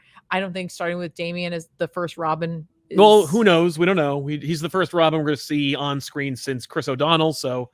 But who knows if he's the first Robin? But it may be like an older Batman. Here's the thing, though. It doesn't matter if he is or he isn't. He's the first one people are going to see. That's true. Yeah. That's, I think, is like, I don't know how I feel about that. Yeah. Everything else, I'm pretty. Creature Commandos, Blue Beetle. I mean, not Booster Gold, I should say. Booster Gold, cool. Creature Commandos. I don't know about it, but it's got the word creature in it. I feel like I'm probably going to enjoy it. Yep. The Authority. Super interested to see where that's going to go. And then the Superman Can't wait for Midnighter and Apollo. Yeah. Yeah. So all kinds of good stuff there. Yeah. Anyway. Rystone 117, the Moon Knights could team up with Dusk, Hornet, Prodigy, and Ricochet. Those are all different characters that Spider-Man created when he was about 100 years ago. Nick Beledso, you guys, the best comic channel. Oh, thank you very much, Nick. Apropos of our, the worst.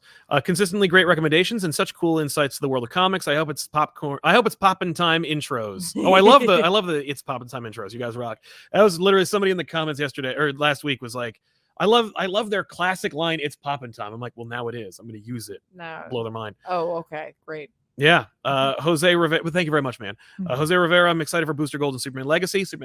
I can't wait to see where they go with it. I hope James Gunn gets out of not having directed. I forgot about Paradise Lost. Yeah.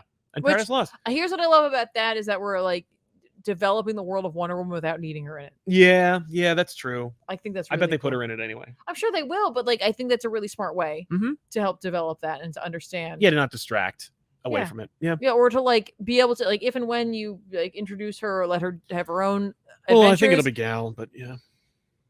You think they're gonna keep it? Yeah. Well, regardless, I'm just saying like whatever they decide to do with that, she already had like there's this world that you already know. It's like, oh, I know this is like the tone that right. Like I think it's smart. Yeah, that's fair. You read? I read Legion of X #10. I was waiting for you to get to it. I don't know why. I read my Cy Spurrier with art by Netho Diaz. Yes. Nimrod's been here. He's like jacked into Warlock and trying to. Oh yeah, that's right. Yeah, Nimrod's this cover does not happen. Damn it! Nimrod does not show up and fight. Because Nimrod it was scary. He used to be like a really formidable opponent until they like they Norded him. Aqua got Norded. Mike Wazowski. I was not going to curse like that because of like, you know what? They're listening. YouTube's listening. YouTube is listening. No, it's more like the representation of what Nimrod is trying to do. And he is scary because what he's trying to do is trying to bring the phalanx down upon Krakoa and Earth, essentially. Yeah. So that is very scary. Even if he's not there to punch everybody, you can still be scary. Right? Yeah. So he's taken over poor Warlock, who's like basically being used as a conduit in order to make all this come true. Yeah. So we've got a contingent of some of Nightcrawler's like Legion Corps, whatever they are, right? Trying to get in and turn off this beacon, essentially. Okay. They had this like tower that Nightcrawler had built, and Warlock's trapped inside, along with Forget Me Not. Mm-hmm. Is that his name? Yes. I know, joke. it's funny. Oh, are you doing a joke? I just know because I made a video once and people were like, "You forgot about Forget Me Not," and I'm like, "Oh my god." Well, that's important in this. Is the remembering of him. Right. So he's in there. The only way you can remember him is if you have like this special tech in your ear. So the remember Marionette, the tall, who like started off this whole thing with like crazy powers and like gravity powers. They got that under control. It's really cool stuff. But she's like they were like had a thing, and so like she had the she has to have that thing in her ear, so she remembers him, and that falls out at one point.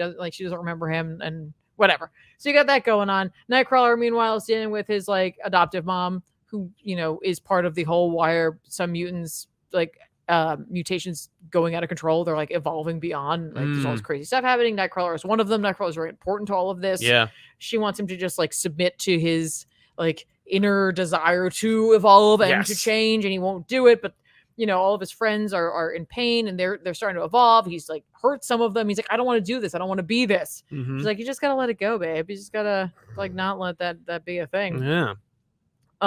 He kills like all of the folk that or the Orcus troops who were there with her. Cool. Before inevitably she draws from him the fact that he had a spark inside of him. Remember, like the spark, the whole thing, right? Yeah. And they were gonna go magic on this one, and she pulls a sword out of his. She's like, it's not a soul sword, it's a hope sword. Oh, okay. But she takes it from him. So now there's like a big empty hole in him. Oh, basically. And what's gonna fill that? Well, that like deity, Mother Righteous. She's like, what? Let's make a deal, you and I. So that's where that story ends, right? Okay. And like, oh crap, that's crazy. And then you got the Nimrod thing going on, where like Warlock, they get in there, right? Like so. Cypher is there and Juggernaut's there. And how do they get in? Like they're like, okay, wait, maybe we can get like a teleporter. Okay, we don't have time for that. And then like Marionette's like, I'm literally here with like a whole bunch of ridiculous powerhouses now. And you're all worried about not punching something right now. You have to just punch your way into the tower. The Juggernaut's like, the crystal isn't as powerful as it used to be. I can't do it. Okay.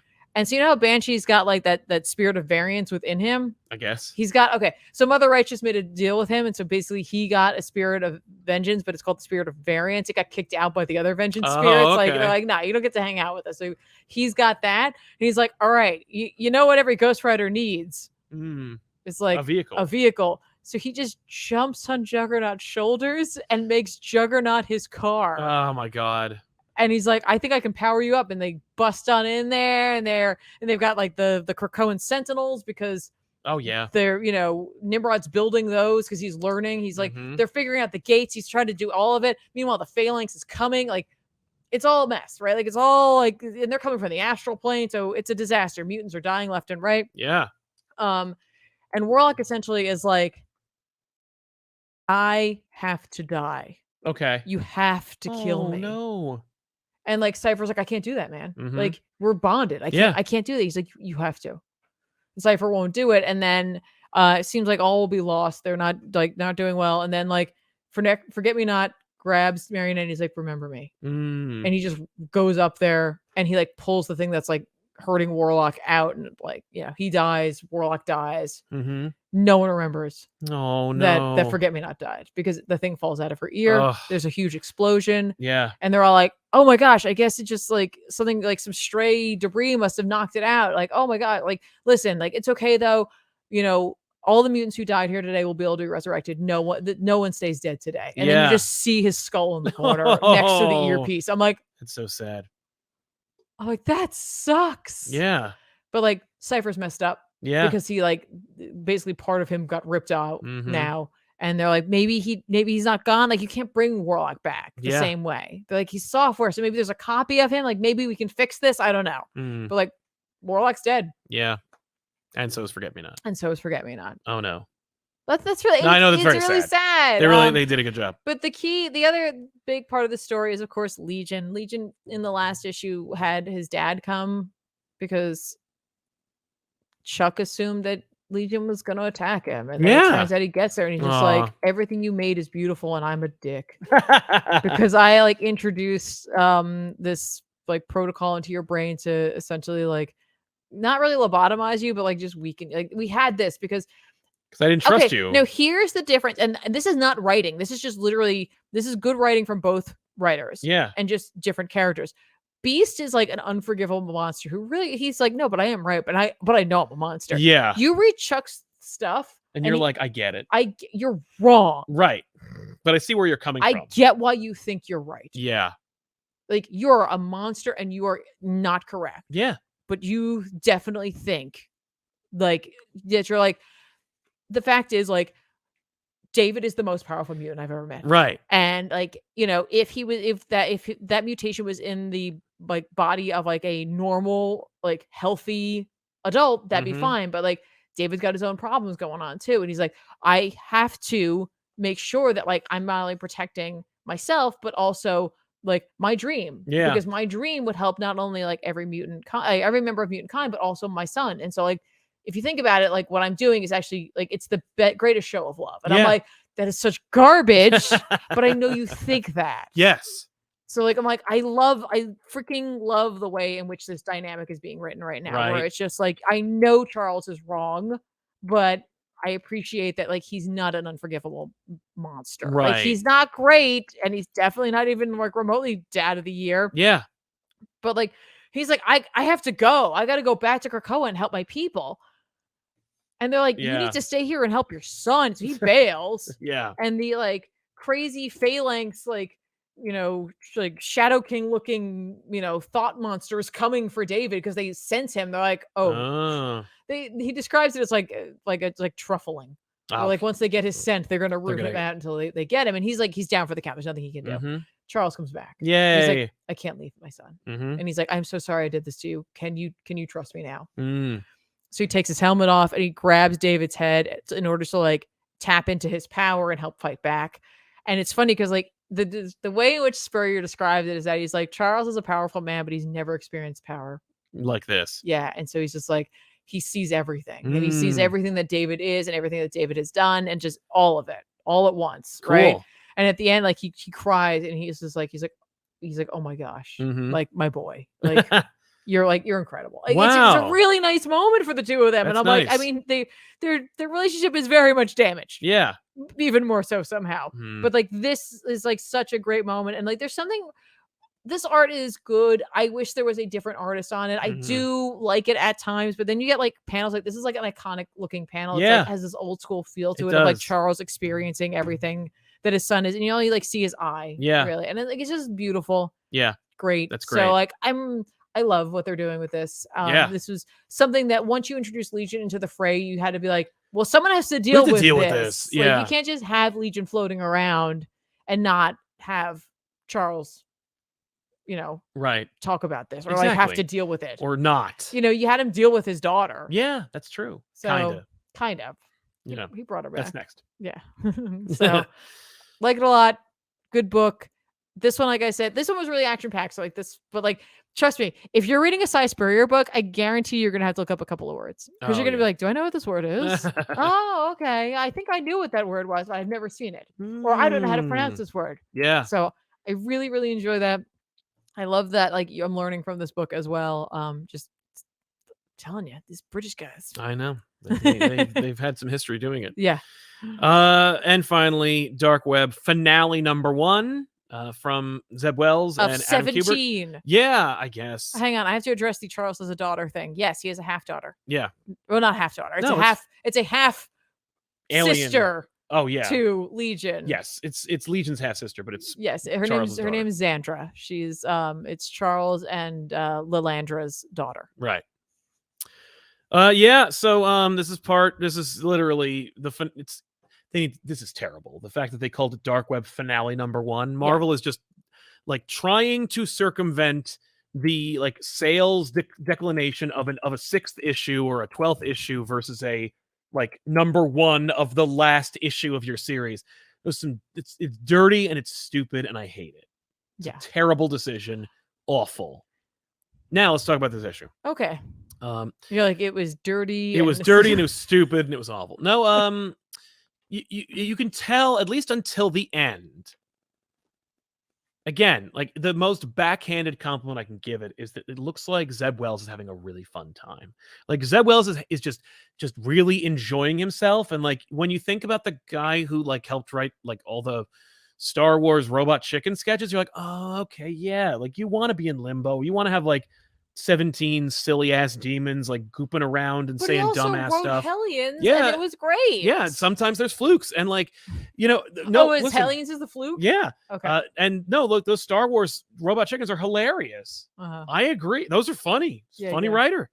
And I guarantee you, there are people who like think Rec Rap is hilarious and awesome, and they really like the demon stuff. Like there is a straight up demographic of people who like want to see, Henson-esque Muppets going like, I'm an idiot, like, and just be like some kind of like goofy crack mirror version of a thing, like, and so that's for them.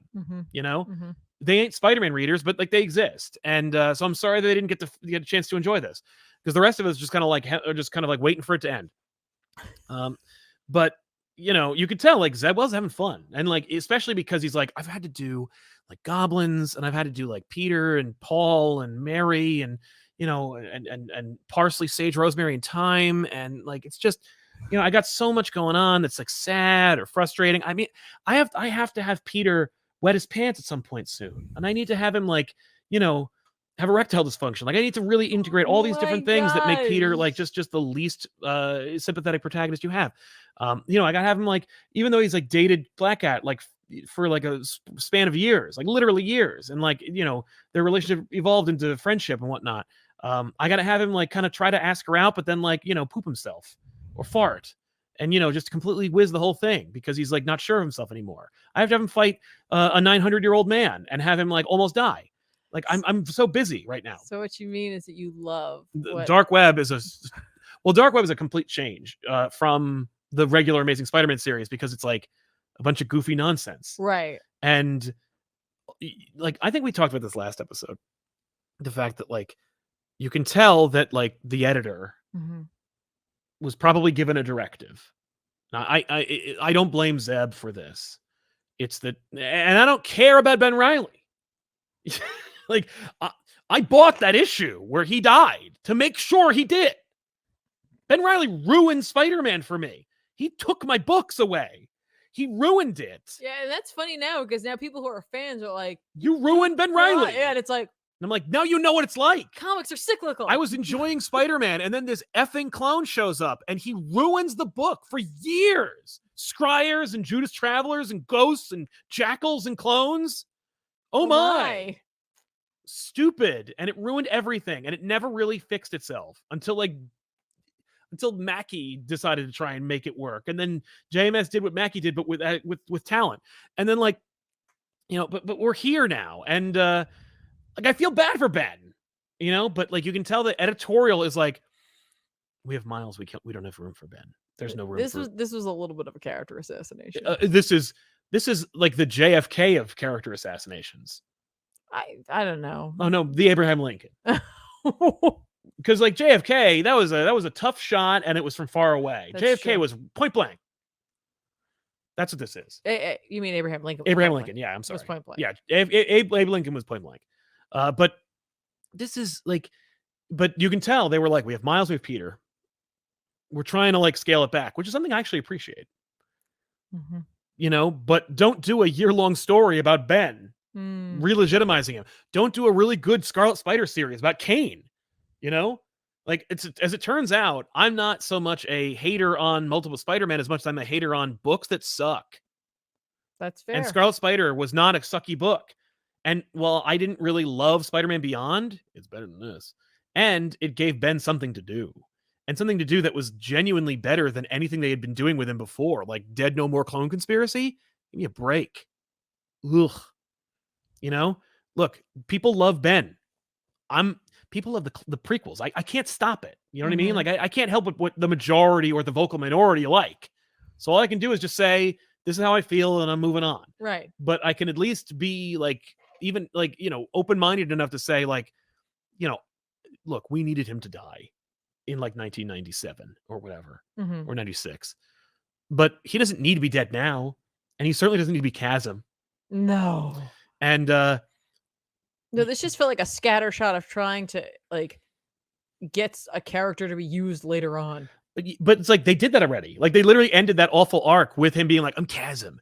And then you could tell, like, and if you read the letter, like, that's at the end of that issue, at the end of the Beyond arc, like, the editor was like, I hate Ben. Like, we have no plan for Ben Reilly, and editorial doesn't want him used. But my assistant editor loved Ben Reilly, so we needed to fill it. We needed a convergence to fill some time, and so we put the Ben Reilly arc in there, and that was like our send off for Ben Reilly. But we do have room for like a stupid, crappy Spider-Man villain, because we always have room for a stupid. One of them drives cars. That's his whole thing. Is he drives cars. We have room for crappy Spider-Man villains. One of them drives a car that's just a big wheel, and his name is the Big Wheel. There are enough room for crappy Spider-Man characters. How about Chasm? Like, we can relegate Ben to being Chasm. Right. That's where he can go. And it's like, okay, fine. You know what? Do that. But then don't, in the same breath, go, and he's also getting a massive event. We're going to tie in with the X-Men.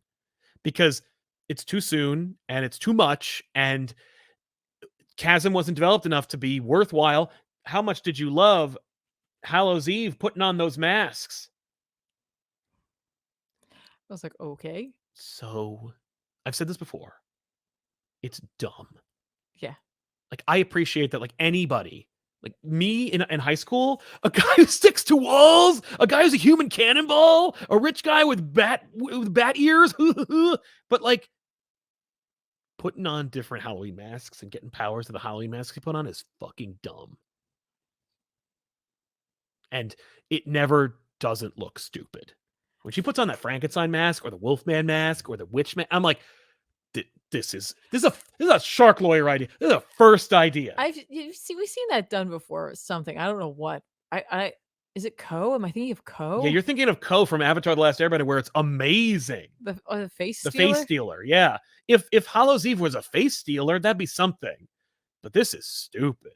This is just, she raided a party city and gets she has the powers of a party city. Where she puts on her face. That's so dumb. It's so dumb. Well, you'll get to find out more. Yeah, I can't wait for more Hallows Eve. No, It's horrible. I had bigger issues with the fact that it felt like the two sides of this event Yeah. weren't talking to each other so much. Right. Like it's an X-Men Spider-Man event. I remember people like trying to defend it, but not like in a negative way, just like in a cool, okay, well, let's see him. I'm probably myself included, where it's like, we haven't seen Spider-Man and the X-Men team up in a long time. Let's see that. Let's go for it. Well, they didn't. In the first issue, they team up in the at the ice rink, and then that's it. And then to top it all off, they have this awful thing where like two clones missing memories. That's their motivation. Yeah. In a tie-in, 50% of your villains get it fixed. It's not a tie-in. That's the X-Men part of it. That's the X-Men part. That's the X-Men part. But like, then at the end, the characters who facilitate that solution, I know, don't do it, and for no reason. If you're going to be lazy, you put in a thing. Spider-Man goes, "Why don't you just do what you did for me?" Or somebody, Madeline, says, "I wish it could work that way, but it doesn't work for Ben, and I don't know why." And you have the secret thing that you let some other writer figure out later. I wish I could fix it. Or Hallows Eve goes, "You don't need those memories." You know, that was my pitch. I'm like, make her, because like, not that we need a bunch of like characters like that, but like right now you've literally like, she's written in that way where it's like, I'm like, I can definitely see her she's being a like, toxic relationship, or like she's just like, we finally have something. Yeah, that's true. We built something. You know, we have something new that's ours. Yeah, that could be. But no, instead she flies away. And she gets put in a hole. She gets put into like through like a portal. Right. She's gone. She's gone for now, and hopefully forever. And they just don't like. But you put a line in there. They didn't put a line in there. There's nothing. No. They just don't. They didn't even mention wanting to do it in this issue, which I thought was interesting. Ben also he does mention, not to interrupt, but like he does mention that's why he's mad in this issue. Like he's like, "You took my memories," but they don't mention how they solve the problem. So, wait. So he's okay. So what memories is Ben missing? It is deliberately nebulous. They deliberately don't tell you how many. Like he has shadows of it. Like, you know, he knows that Norman killed him, but he doesn't know why or for what. So it's like it's made up, and it is a scattershot concept. The difference was like for Jean and Madeline. Yeah. Maybe the problem is because like, okay, hang on. In that X book, I think they say that like Madeline doesn't get like, it's not like she gets like, she doesn't get memories. She doesn't get like the time. She gets like the sensations of it. Yes. But like Ben wants the memories. Yeah. And so like maybe Jean's like, I can't do that. But she easily could. Well, she couldn't do it for Maddie. No, she didn't do it for Maddie. No, no, they say she couldn't. Right, sure. Well, they should have said that in the book. I agree. In this book. I agree. The fact is, they couldn't only because it says it. Right. It's or maybe because Peter was really like, you know, Madeline, like it's so really, like, here's what I'm saying. Everyone's out of like, character. Yeah, like, well, at least from the other books. So, yes. Like that was Ewing, right? What no, that was Duggan. Duggan, thank you, Duggan. I was like, which one is it? Duggan wrote the X-Men book, and like Madeline's in like a pretty okay place at the end of that. Mm-hmm. And then like obviously she's got to put on her like, you know, like bad bee outfit going on here, because like she does need to get Limbo back in control, and like you can't just come in and be like, that's cool, guys. It's cool, demons. I got my memories back. Someone has to rule down in Limbo. Yeah, right? Yeah. But you know, Peter's just like, screw you. And I'm like, yeah, you know what though? To be fair, you did kind of start all of this. Yeah, you and did. Like, while you might be cool with the X-Men, you did kind of start all of this. Yep. But this doesn't really address that either. Like, nope. We make Peter like really aggressive towards her. Like everybody in the books. Yeah. Right. Like, this is Zebulon's Peter Parker. The X-Men are just kind of like, okay, that was weird. We'll let that happen. Yeah. Right? I don't want to write for them. Yeah. But Ben has to pay for his crimes, and I'm like, but like, does he? I mean, he did do that. Like, he did do it. He did but steal also, it, and he did. He doesn't know why he's doing it because he has no effing memory. Right. It really like. It is very lazy. Really, Hallows Eve is the one who's the most like, I know what I'm doing. Right. She's very aware of what she's doing, and could just tell him like what it's. It wasn't terribly strong, but the only reason I'm like sort of like cool with it, was because I got a really fun X-Men story out of it. It was fun for the X-Men. I'm glad that it worked out. I really enjoyed those. And we got yet another horrible Spider-Man event. Oh, also, I didn't really like how he wrote Maddie and Havoc, even though he wrote them to begin with. Yeah. Granted, when he wrote them, it was an abusive relationship because she'd just come back, and I guess he wasn't done writing with that. And I'm like, yeah, but she's kind of they're in a better. Yeah. So I can put them in a better place. I'm out. I don't care what Peter Parker did. And I don't care. I don't know if I'll ever care what Peter Parker's doing at this point. Like, because there's no quality control. Marvel's like, whatever, you can do whatever you want. It's whatever. Here's an event. Here's an event. And it's really bad. Right. I'm sorry. It's really bad. Like, it's lazy and it's self-indulgent and it's not engaging. It doesn't say anything. I'd appreciate someone who's like trying to say something about something that they really care about. Even if they fumble the bag, I get it. This is nothing. It's empty. It just kind of feels a little, how like I was talking about how like with DC there's just too many events, so it felt like we couldn't have our footing. Yeah. That's like Spider-Man is the equivalent of that whole Spider-Man thing. is all of DC Comics, where it's just like, I don't know what I'm doing. Yeah, like it's just you don't feel like you can get your feet. Yeah, you can't plant your feet on this effing you're book. not even close to like, setting up your chair to have a seat. No, you can't. No, before you even like say, before you even finish reading the title, they've upset the status quo again. Yeah. It's awful.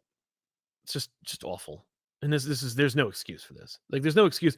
Editorial should have been on top of this. Like, it's so rare that like there are, because the thing is, we have a whole show predicated on the idea that there's events that are just super dumb. Yeah. And the thing is, for some of them, especially the ones we'd talk about, like from the 80s and the early 90s, like they were all like that. It wasn't like there were like a ton that were like, well, it wasn't like, for the most part, the comics were all fantastic. And here's an exception. It was like they were all kind of the same type, especially from Marvel, where it's like it's all kind of the same wavelength. But like, you can't have a book where like Daredevil's doing this and Punisher's doing that and X-Men's doing this and Spider-Man is just so effing bad.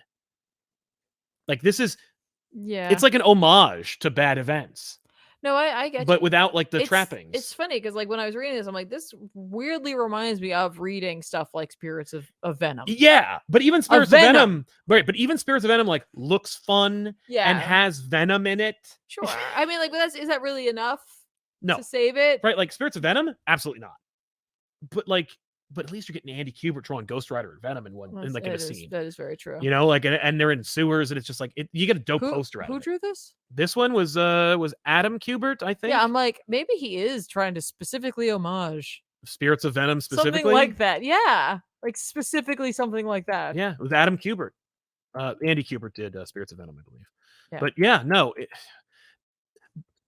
I know. I'm not why, saying, though? I'm just saying, while I was reading it, like that's what made me think of. It's weird to read something like that in like modern storytelling because obviously throughout the years, not that every book has to have like a deeper meaning or some kind of like important human condition type of thing. But they do, like even by accident, they do. Sometimes they do, yeah. But there are just different storytelling styles, and like right now, like there's a specific storytelling style, and this just didn't match any of it. I don't know. Yeah, it's like what was it? We were watching a thing from Quentin Tarantino talking about Reservoir Dogs. How he was talking to a director about. He's like, okay, so you've written your script and you got your stuff, but now you have to do your deeper meaning. Mm-hmm. You got to do your subtext work. Yeah, and and he's like, oh, I didn't think about that. So he's like, he did his subtext work on Reservoir Dogs. Like, oh, it's a story about fathers and sons and like adopt them. And it's like, oh, I don't want to do that. Mm. Like, now that I know that I'm capable of subtext, I know that it will be there and whoever is looking for it will find it. Yeah. But I need to tell my story about gangsters and I can't get caught up in that. So it's like, for the most part, any writer working today is going to inadvertently end up with subtext. Yeah. And somehow Dark Web found none. Yeah, it's very true. No, you're absolutely correct. I'm sorry. I mean, like, look, I'm not, and I don't want to bag on it because like, I don't want to appear to be that kind of group or we're not trying to be like that. But like, I'm not going to pretend. I'm not going to be like, it's everybody's got opinions. Everybody's got ideas. Everybody's got a right to do what they want to tell their story. But like, I'm not going to pretend like this wasn't a waste of money. Like this fleeced me. I'm wronged. Mm-hmm. That's that, and I'm going to call it out. I'm sorry. No, it's fair. I mean, like enough books that it's okay. Like I'm not a hater. Right, you're okay. You just try to get ahead of the comments because you're already in there, I know. commenters. I know you're there. I But see like, you. I can't. But like, I enjoyed the X-Men stuff. Right. And you know what? Admittedly, like I didn't really care for it, but I didn't care about it either. So it wasn't, I wasn't like, oh, this sucks because I don't care. Like, oh man, I don't normally read X-Men, so when I read it, I hated it. Like that's so lame. Like, don't do that. I read Spider-Man. I've read 1,000 issues of Spider-Man in my life. Yeah. So like, I get to talk about it, But yeah, no, I'm not gonna bag on that. And I did it, those. Saying, and I didn't care for the first issue, but I like the second one. Those of the dark web thing. It's not all negativity. It's just we want it to be stronger. I know. All right, let's get into some let's get into some super chats. Yeah. Actually, let's do this. Actually. But all right, here we go. We're getting. I'm sorry. They're. Here we go. Almost there. You got it. Is that it? I don't know. I was supporting you. Nope.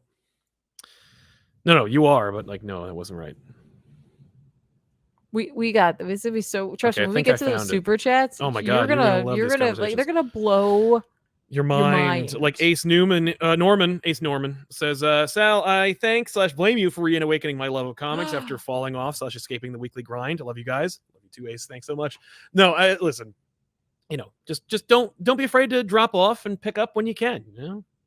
Nikki T.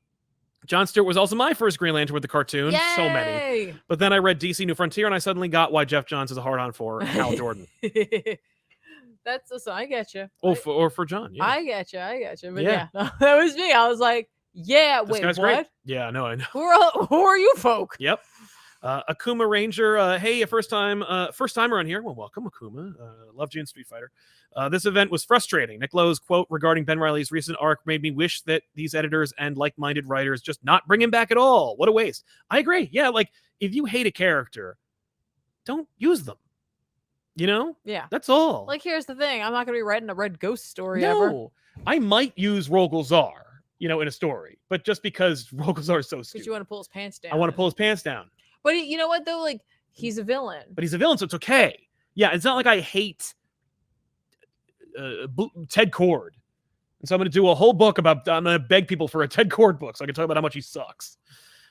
Brian Taballer says, I just got here and Sal's already killing me. I'm dying in my living room. Well, I'll have to call the paramedics. Thank you very much for watching, man. I'm glad we were the last thing you saw before you passed away. Denial, the mask gimmick was better in Majora's Mask. Yes, that's what I was thinking of. I never even played that game. But and I know what that was. Literally what I was thinking of. Thank you. Oh my gosh. Yeah. It wasn't Ko. Yes. It was Majora's Mask. Yes. Nikki T. Hallows Eve sounds like a crappy Vixen. Vixen's cooler than Hallows Eve by a country mile. Vixen can turn into cool animals and stuff. Wow. The Milkman, give a Hallows Eve blank masks and the ability to steal faces for up to 3 people, heroes or villains. She has their powers and surface level memories. That's the Super Adaptoid. You don't need Hallows Eve. It's still but then you don't have like a person. Still a more interesting character. Though. Way better, yeah. But then you don't have a girl hobgoblin. Delta 501st, bringing my question back. Bell thoughts. Oh, yeah, I loved it. Yeah. I honestly, we went into that, because I actually haven't seen all of The Girl Who Left Her Time. I've seen part of it, but I was watching it, I think, online somewhere, like on YouTube for like when it was there. Yeah, like, they had it for a little bit and then like they didn't. Right. Or maybe it was Netflix. I don't know. But like I was like, I kind of wanted to watch it with you, and now I don't have it. But anyway, I've seen all the other Hosoda movies. I have like some really deep connections to all of them. I think they're all beautiful, and I love all their stories. Like I think they're all excellent. But some of them I have a deeper connection with. And this one we went into it, and obviously, doing a little bit different in terms of like animation style there. And initially that didn't really capture me. And then I realized what we were doing with the style, with the story. I was like, I knew it was kind of like, meant to be a Beauty and the Beast style story. And I was like, all right, whatever. Like, and I'm like watching it. And then like, I kind of thought I knew where the story was going, and I was totally wrong. And I literally could not have been more thrilled. I could not have been more thrilled with being so wrong. Yeah. It was a beautiful story. Really, like, hit me emotionally. Yep. I was crying by the end. Let's talk about that. Just really stunning. Continues to be one of my favorite like anime creators. Nice. Like, him. Yeah. Like Hosoda, like literally Hosoda, is just one of my favorites. Yeah. I know we did also watch like quite a while ago. We watched Your Name. Yeah, we did. We enjoyed that quite a bit, but like, like Wolf Children. Yeah. Summer Wars, like I'm like, yeah, Miyazaki and then Hosoda for me. That's fair. It's just I have like it's just a connection. Yeah, yeah. Rystone, what Peter Parker did gets Al to stop reading Amazing Spider-Man. That's not hard to do. I mean, I quit that book every generation or so. And Andre F. Tiffany, did you read Scarlet Witch? I didn't. I'm sorry. Yeah, me either. I wanted to. No, what I said I was going to, and I had it like on my list of like these are the things I have to read today. And there's no time. I ended up reading Demon Wars Demon Wars instead. Good for you. Dan V900, Marvel editors just clearly not caring about Spider-Man unless it could result in MJ and Peter getting back together full time sucks. I gave up on the run early. You can't explain something in 25. You can't explain something 25 issues in. Yeah, sometimes you can do that. Most writers do that now, where they start their stories in the middle. You can't do that with this. It doesn't work. Fair point. Girk Pectus, hey, I literally just got back from an escape room / holidays attraction convention. What? Just in time to catch my favorite YouTubers. There's a convention like that? That's kind of neat. I want to go to that. Right? I like doing escape rooms. Yeah. I'm sure it's more like if you'd like to have one. Right? But that sounds awesome. I almost, yeah. Well, what? Nothing. Dan V900 returns. Spencer's run was paced terribly with the Kindred stuff taking 55 issues. Wells did his nonsense with taking so long on what Peter Parker did. Who cares? Not me. Yeah, that's right. Like, Kindred took too long, and it was, he was a mystery box. But I also firmly believe that Kindred was, supposed to be Harry Osborn in his soul. Like, his soul was back in a body. And I think that. I don't want to open a can of worms here, but finish what you're saying. No, and but I think that editorial changed it. I think that editorial took the book from Nick Spencer at the end. I don't want to open a can of worms here because we got to keep going here. Right. We're almost done. But well, that's what I'm afraid of. Is like, what is it with the belief apparently that unless you put a mystery box dangling carrot into a Spider-Man book, it won't sell. Right. It's Spider-Man. Flagship book. Like it'll sell. Yeah, I don't understand. Like I get you doing that maybe in some smaller books because it's like, all right, we got 6 issues. We gotta get a hook. We gotta get them in there. Yeah. You're like Moon Knight. Moon Knight does not have a mystery box. No. Neither does Daredevil. They're just books that are doing good. I don't understand it. No. Like he's Spider-Man. I think Amazing Spider-Man needs to die. I think the book needs to die. I told you that. Yeah. No, you said to take it off the table. I think that Amazing Spider-Man needs to drop to 35,000 copies. Oh, no, I think the book needs to die, according to Marvel, where they go where they stop regarding the book. Okay. They're like, oh my God, what have we done? Right. That's the only way. It's never going to happen. No, it's they keep this pace. Dan V, I'll give Tom Taylor credit with the announcement today. I didn't see John meeting Injustice Superman. Where's Eradicator Lois meeting Injustice Superman? Which is a great idea from you. I know. I don't understand it. But I trust Tom Taylor if he's going to do it. Like, if anybody's going to do it, Tom Taylor might. And if he doesn't, then I'll do it.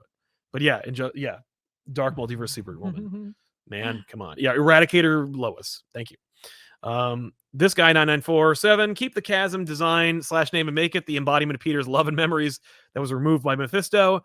That'd be a threat to Peter and all of his loved ones. I mean, you can make Kane Chasm. He was a bad guy for a while. He used to grab people's faces and pull them off. How about make nobody Chasm? You don't want that. You need your face. I know, that's why it's so scary. I know. Don't why do we need a Chasm at all? Nobody asked for Chasms. Such a terrible name. Girk Pectus, I've been to 2 attractions cons, one in Florida, this in St. Louis. Look them up. They're so fun. You should go. All right, we'll check them out. That's cool. All right, here's some books that are coming out this week that we think you should check out. Yay! Static Shadows of Dakota from Vita Ayala and Nicholas Draper-Ivy. New Static book. I'm going to check it out. Static's one of my favorite DC characters. Yeah. Nice. I love that they keep the Milestone logo on there. Me too. Like, it's DC, but it's also a Milestone. Never forget that. As it should be. Red Goblin #1, Alex Packnadel and Jan Basildua. I got to see what this is. I'm just going to check it out, see what's going on. This feels like this should be a Halloween initiative, because they got a Gold Goblin book. This is coming out. They're going to do that Halloween Eve, which I will never read. But it's February. Yeah, but I'll see what this is. Speaking of goblins, Gold Goblin, Chris Cantwell, Lan Medina. This is just a good book. I just enjoy the series. It's weird how good this is. So I'm going to read the rest of it. But a perfect book is Gotham City Year One from Tom King and Phil Hester. This series is the book that if you haven't been reading, you must. It is the penultimate issue, I believe. There's 6 issues of this series. You need to be reading this book. That's 2 less than Supergirl. Yeah. Yeah, that's true. Don't let anyone spoil you on this book. Just read it. Just read the book. Daredevil 8, Zdarsky Chichetto. Gee, who's he fighting? Oh my goodness.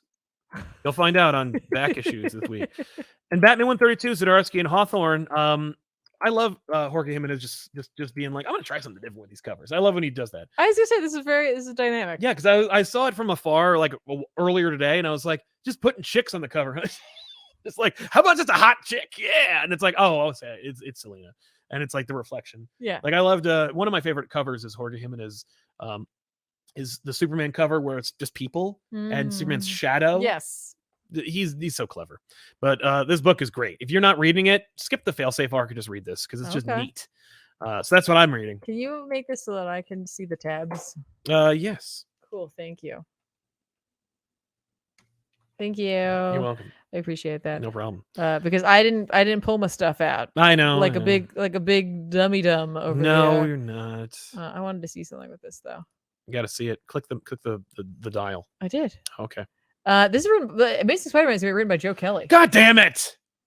All right, I'll read that. It's a filler issue apparently. Good. We need one. I'm just letting you know. Someone mentioned it. I was like, I thought I remember hearing that too. All right, then I'll pick up this issue. And the Dodsons are drawing it. What a bone-headed decision that is. Why? It would be like if you were a crappy podcast host, and then you brought in a really good podcast host to fill in for you for one episode. Okay, just remind your audience, like, hey, anyone better exists. I get where you're going. Because what's Joe Kelly doing right now that isn't writing Spider-Man? Didn't he write that awful? I didn't like that other book, but like it looked good. You know, the Botchlo book. I know it looked good to you. I know. The nonstop Spider-Man book. Oh yeah. He makes a bunch of fun YouTube videos too. That's right. You should subscribe to Joe Kelly's YouTube channel, by the way. Yeah, he doesn't upload it often enough anymore. No, but I mean probably because he's freaking busy. I guess so. I mean, I don't know. So other than that, I'm also going to give a short shout out to Storm and the Brotherhood of Mutants, written by Al Ewing. This is a Sins of Sinister tie-in. All right, this is Al Ewing's X-Men Red. Now it's Storm and the Brotherhood of Mutants for the tie-in. Purposes, which I'm like, that's cool. Yep.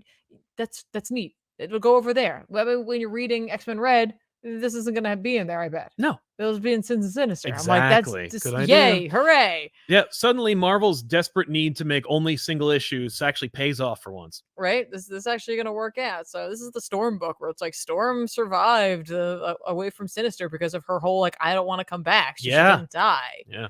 So she does not have the Sinister crap in her. Yeah. So she's on the run and teamed up with Destiny and Mystique. So fun little grouping here. Yeah, I agree. Destiny drives me crazy. So well written. I have not been reading Ghost Rider. No. In a while. But I'm going to be reading Ghost Rider now. Oh, yay! Ben Percy, Dave watched her. Yeah, and it's not just Johnny Blaze now. Looks like Danny Ketch is showing up. Good. Bring him back. I hope he falls over into some garbage. Maybe a couple of biker chicks can hit him. Just hit him in the punch nuts. him. I just literally, yeah. Yay. Yes. Maybe Suicide can come back.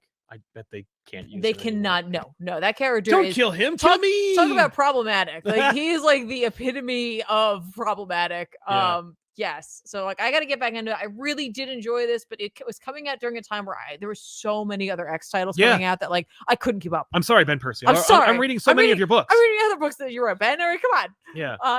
I really loved the horror film that Percy was bringing to the table, and now that Danny's back in, just pulling me right back in there. I can't help myself when it comes to Danny. And it looks like he's back. Yeah, because Danny was left in a really weird place last time we saw. Yeah, he was the spirit of terrible ideas. He was so dumb looking.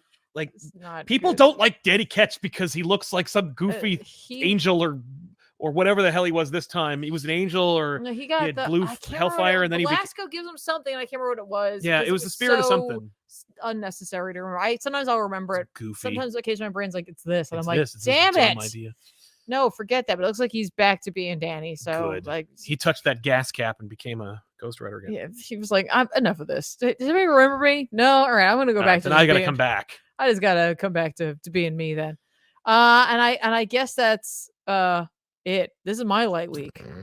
Yeah. Wow, is that really it for me? Mm. I must be missing something here. That can't be it. Yeah. Where are the X-Men books? There aren't any. It's just Storm. What am I gonna do? I don't know. Maybe you'll try something different. Oh my gosh. Maybe you could read Red Goblin or. Guess. Oh wait, here we go. Bishop's War College. Oh, shoo. There we go. Check out that book. Written by Jay. You didn't even know existed. No, I knew that was coming out. That beautiful Rob Liefeld cover. Ooh. Don't even look at it. Written by John J. Holtham, with art by Sean Damian Hill. I have no idea what this is. I just knew it was coming out. I saw it on the list. So yeah, that's what I got. Yeah, there you have it. It's just Bishop. When you open up the cover, it makes the sound of a harmonica. Please don't ask them if it actually does that, because it does not. It does not, unfortunately. It's not going to do that. I'm sorry. Yeah. Well, listen, we want to thank you so much for hanging out with us. Thanks for enduring our my nonsense. But hopefully you enjoyed this idea. I'll try to be like, well, it's not every day they do a terrible Spider-Man event, so I won't be as long-winded. But like, how'd you like the conversation that took place beforehand, the news? Plus the reviews, and the Rex. I mean, I think that's the way it's news, reviews, and Rex. That's what Off the Rack is going to become. And hopefully, Rec Raps. No more Rec Raps. We got a Rec. Did the guy spill something over there? Where? Against that? Look at that chair. Oh, you know what it is? Somebody's shoe. They had like ice on it or something. Look at that stain. Yeah, that does look like maybe water fell down. No, I think it was them. Anyway, maybe a possum got in. That'd be fine. You know, they don't have rabies and they eat ticks. They are scary looking. They're scary. They're only scary when you catch them in their headlights and they're like. It's like that's literally the only time I've seen them. I see them in cute videos on TikTok where like they're great pets. I don't know if they are. You're on possum time. You probably don't touch a possum; they'll bite you, but they won't give you rabies, so you'll be okay. But yeah, and they eat ticks, which is great. Like that's the only thing I know that eats ticks besides like birds. That is great. And birds are terrible pets. So anyway, we'll see you guys next time with an all new episode of Off the Rack. I'm Sal, and I'm Tiffany. Subscribe, check out Tiffany on twitch.tv/ComicPop and watch her on YouTube. We got to get her on YouTube and get her streaming on there. But in the meantime, check her out there. Get more of this. Look at this. Get more of that. Yes, yeah, do some more of that. See you next week.